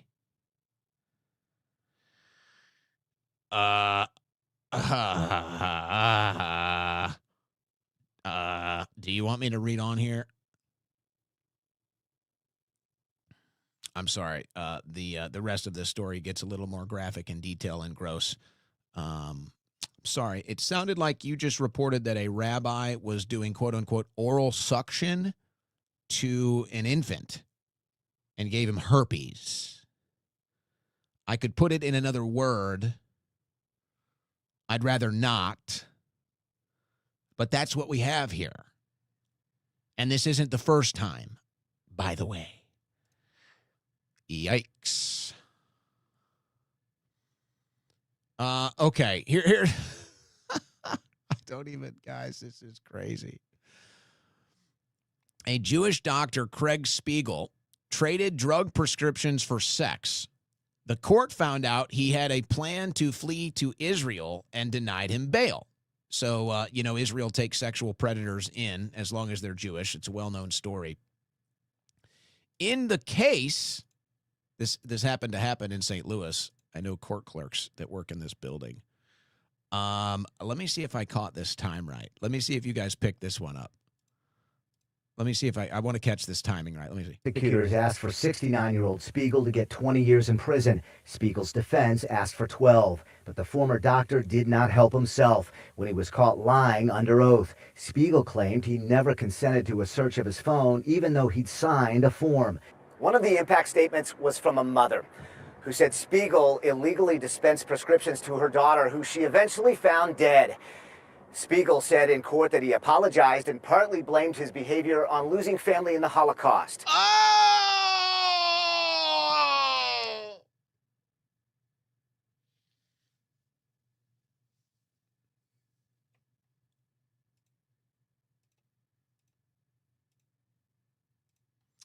Google under fire for scrubbing abuse claims involving Israeli minister's daughter amid pedophile cult and allegations. This one is crazy. This is a fun one to end the content of the show before we go to the super chats, guys. Shoshana Strook's death highlights disturbing allegations and raises questions about online censorship of sensitive abuse claims. A tragic story has emerged from northern Israel that combines shocking allegations, powerful families, and claims of online censorship. Shoshana Strook, 34 years old, daughter of Israeli National Missions Minister Orit Strook, was found dead in her home after publicly accusing her parents and brother of sexual and ritual abuse dating back to her early childhood. The claims, including alleged trafficking and involvement in so-called pedophile ceremonies, have ignited debates online as reports and social media posts appear to vanish from Google searches. So, to summarize, Israeli minister's daughter dies in mysterious circumstances right after she was accusing the Israeli diplomat of being involved in sexual and ritualistic abuse and a trafficking and pedophile network and ceremonies. And then they censored all of this stuff off the internet after she died. Totally normal stuff. You're listening to the Owen Report on the Win Network. All right, we got to go into bonus time today. We got to go into bonus time.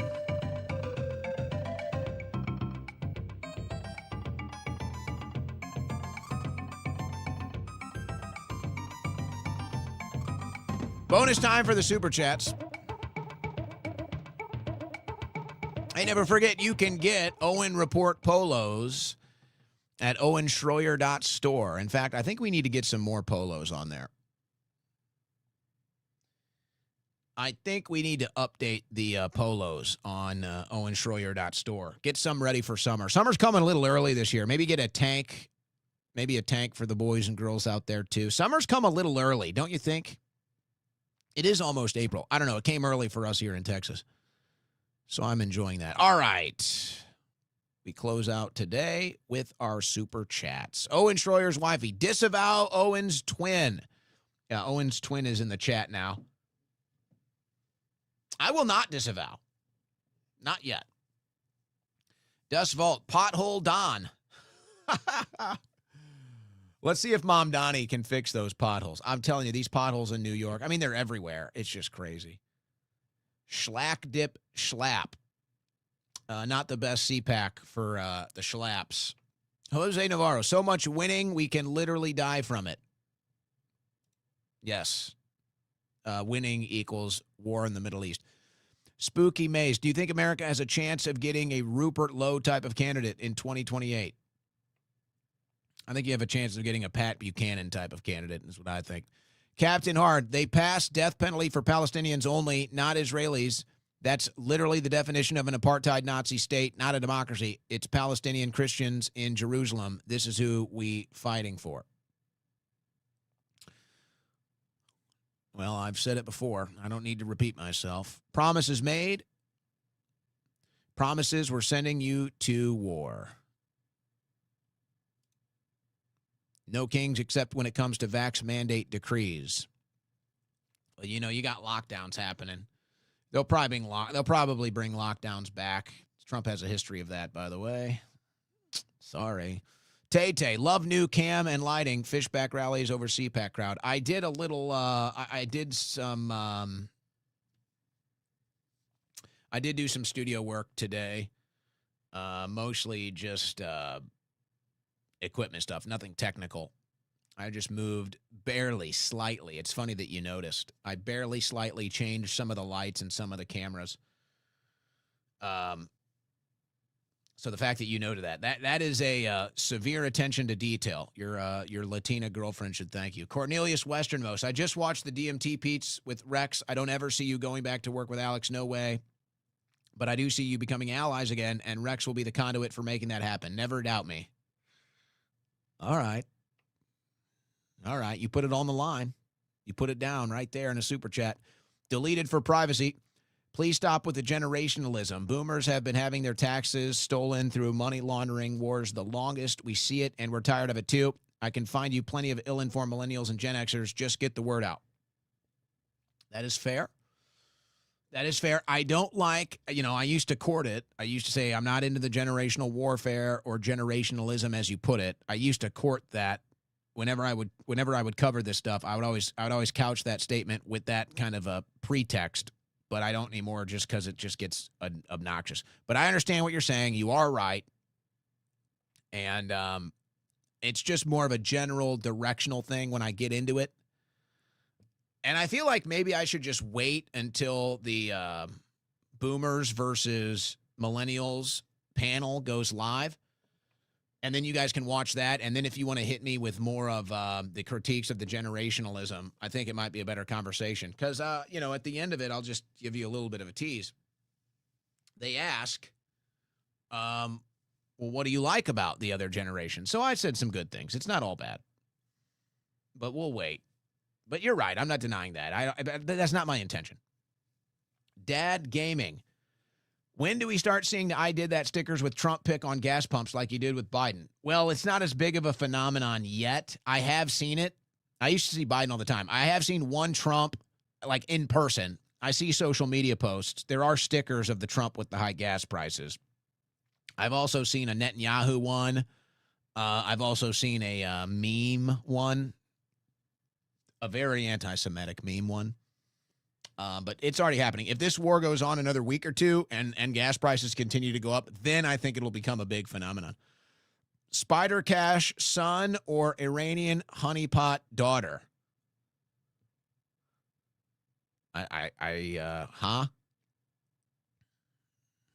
Neither? I don't understand. I don't want to understand. DZ, if Tyler Robinson is found not guilty, then it will cause more cover-up by Patel. Soon he will dig a hole he can't get out of. Trump lets his enemies go free to lock him up after midterms. What an idiot. The defense in that case asked for more time today. Other than that, I didn't hear many other developments from that. But they did request more time. Owen, we can't be catering to the dirty Americans. Said like a dirty American. FDJT, Jose Montenegro. More people feeling that. Were you at a No Kings protest? I doubt it. Leave it alone, Mark. It'll grow. Megyn Kelly might be his only hope for that. All right. Recycling bin reject. I hate boomers. They passed the Civil Rights Act. Now, we don't hate. There's no hate here. We don't hate on this show. A lot of bad stuff happened during the boomers era. But, you know, as they say, conservative right-wing boomers will blame it all on liberals. And they might not be totally wrong, but, you know, they were there. But our liberals are probably maybe worse, actually. All D.C. politicians shouldn't be allowed within 250 feet of a school. 250 feet, you say? I'm going to make it 500, and I'm going to run on it.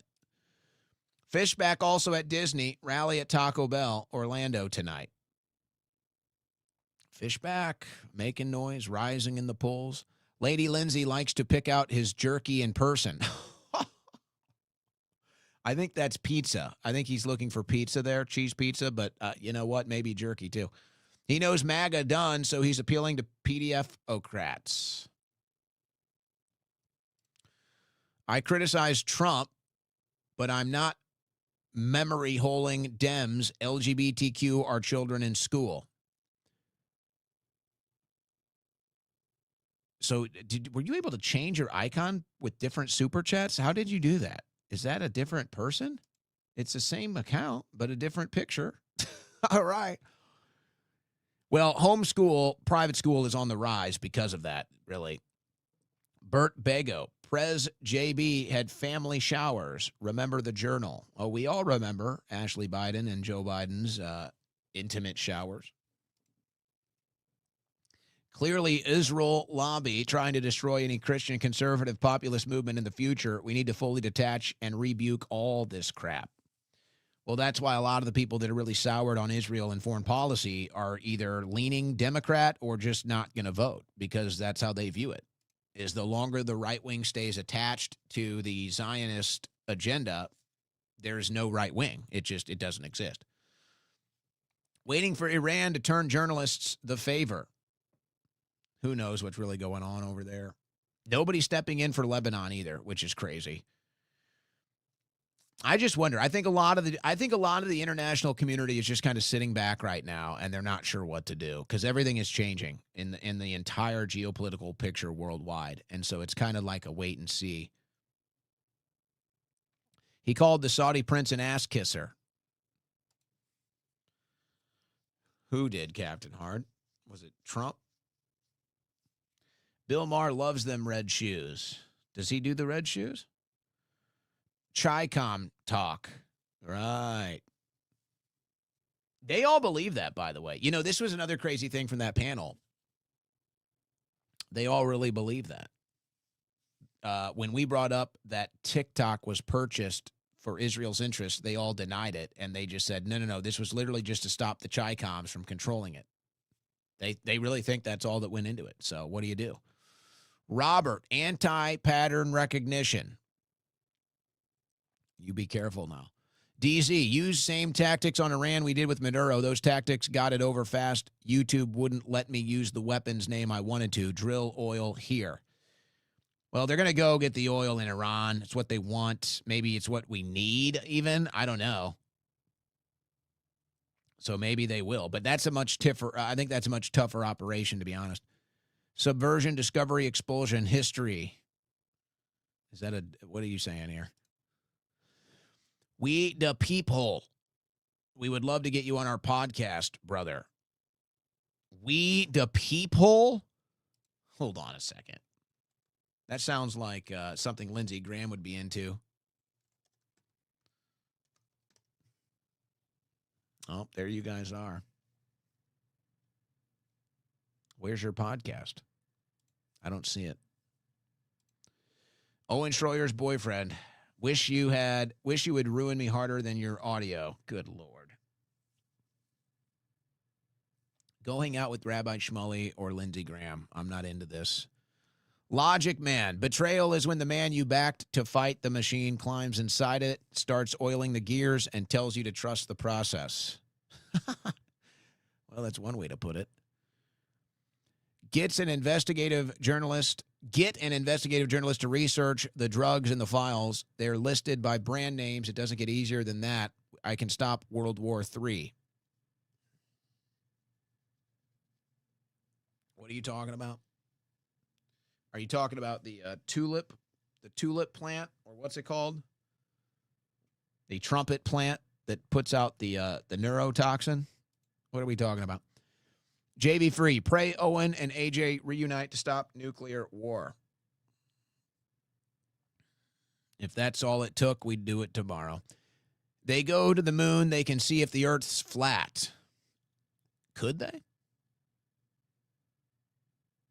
I don't know. What's on the moon? What are we doing? What are we looking for? Hardest part of vaping, telling your parents you're gay. Iron Lunatic. Rabbi immediately knew the popo had his back. I don't know if they did, actually.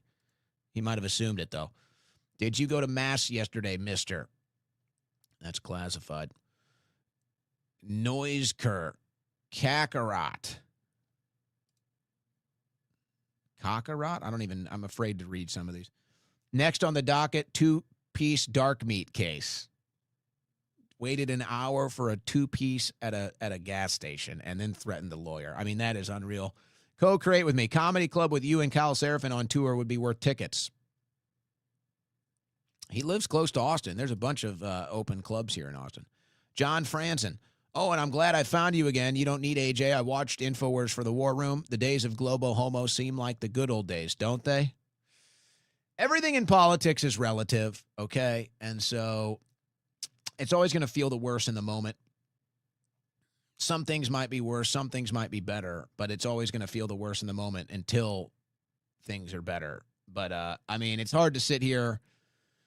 You know, some things feel worse in the Biden years. Some things feel better. I don't think Globo Homo has gone away, though. Trump has gone Globo Homo, okay? I mean, he's a total globalist now. And, you know, you had, and it's like, I don't even care, honestly, but it's just like one of the biggest attractions at CPAC was the lady drag queen. So, I mean, you know, right-wingism is now Globo Homo, too. Mego Von Villain. Because we're living in a world of juice that keeps bringing us down when they ought to just let us be, especially raw by Fruity Gate Shoe Moly. Sorry you started the Bee Gees thing. I don't mind the Bee Gees thing. Is this a Bee Gees? Are you doing okay, I see what you're, yeah. You're writing a Bee Gees song with a political message here is what you're doing. And I didn't catch up on it, but that's okay. It's hour number 3.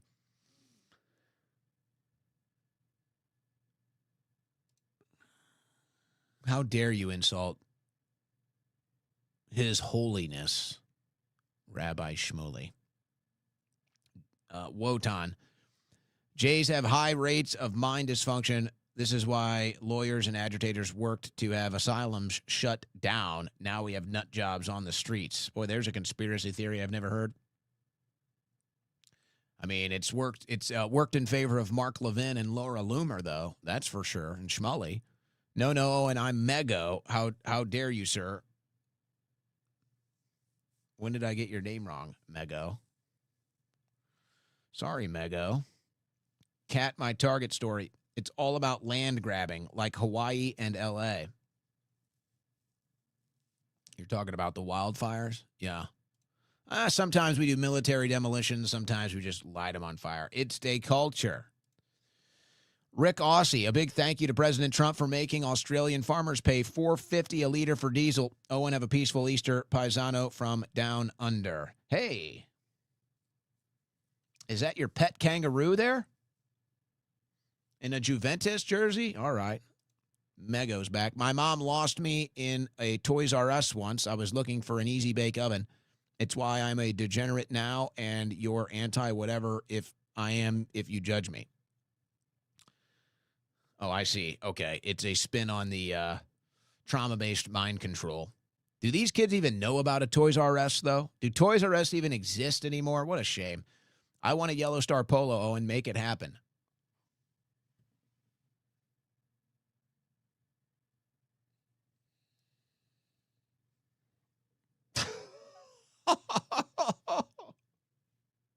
I mean, guys, people sell some crazy merch, okay? Let's be honest.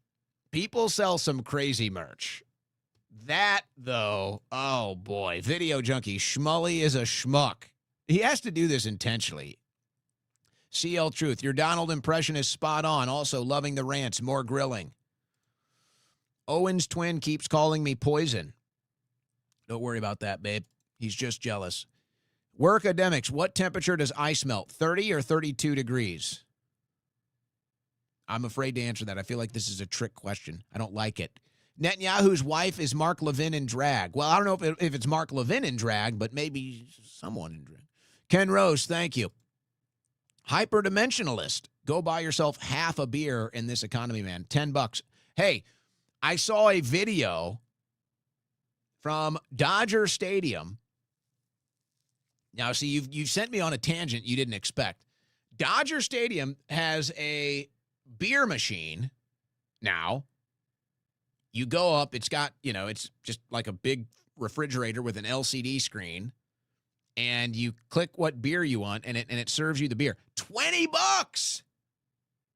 $20 for a beer!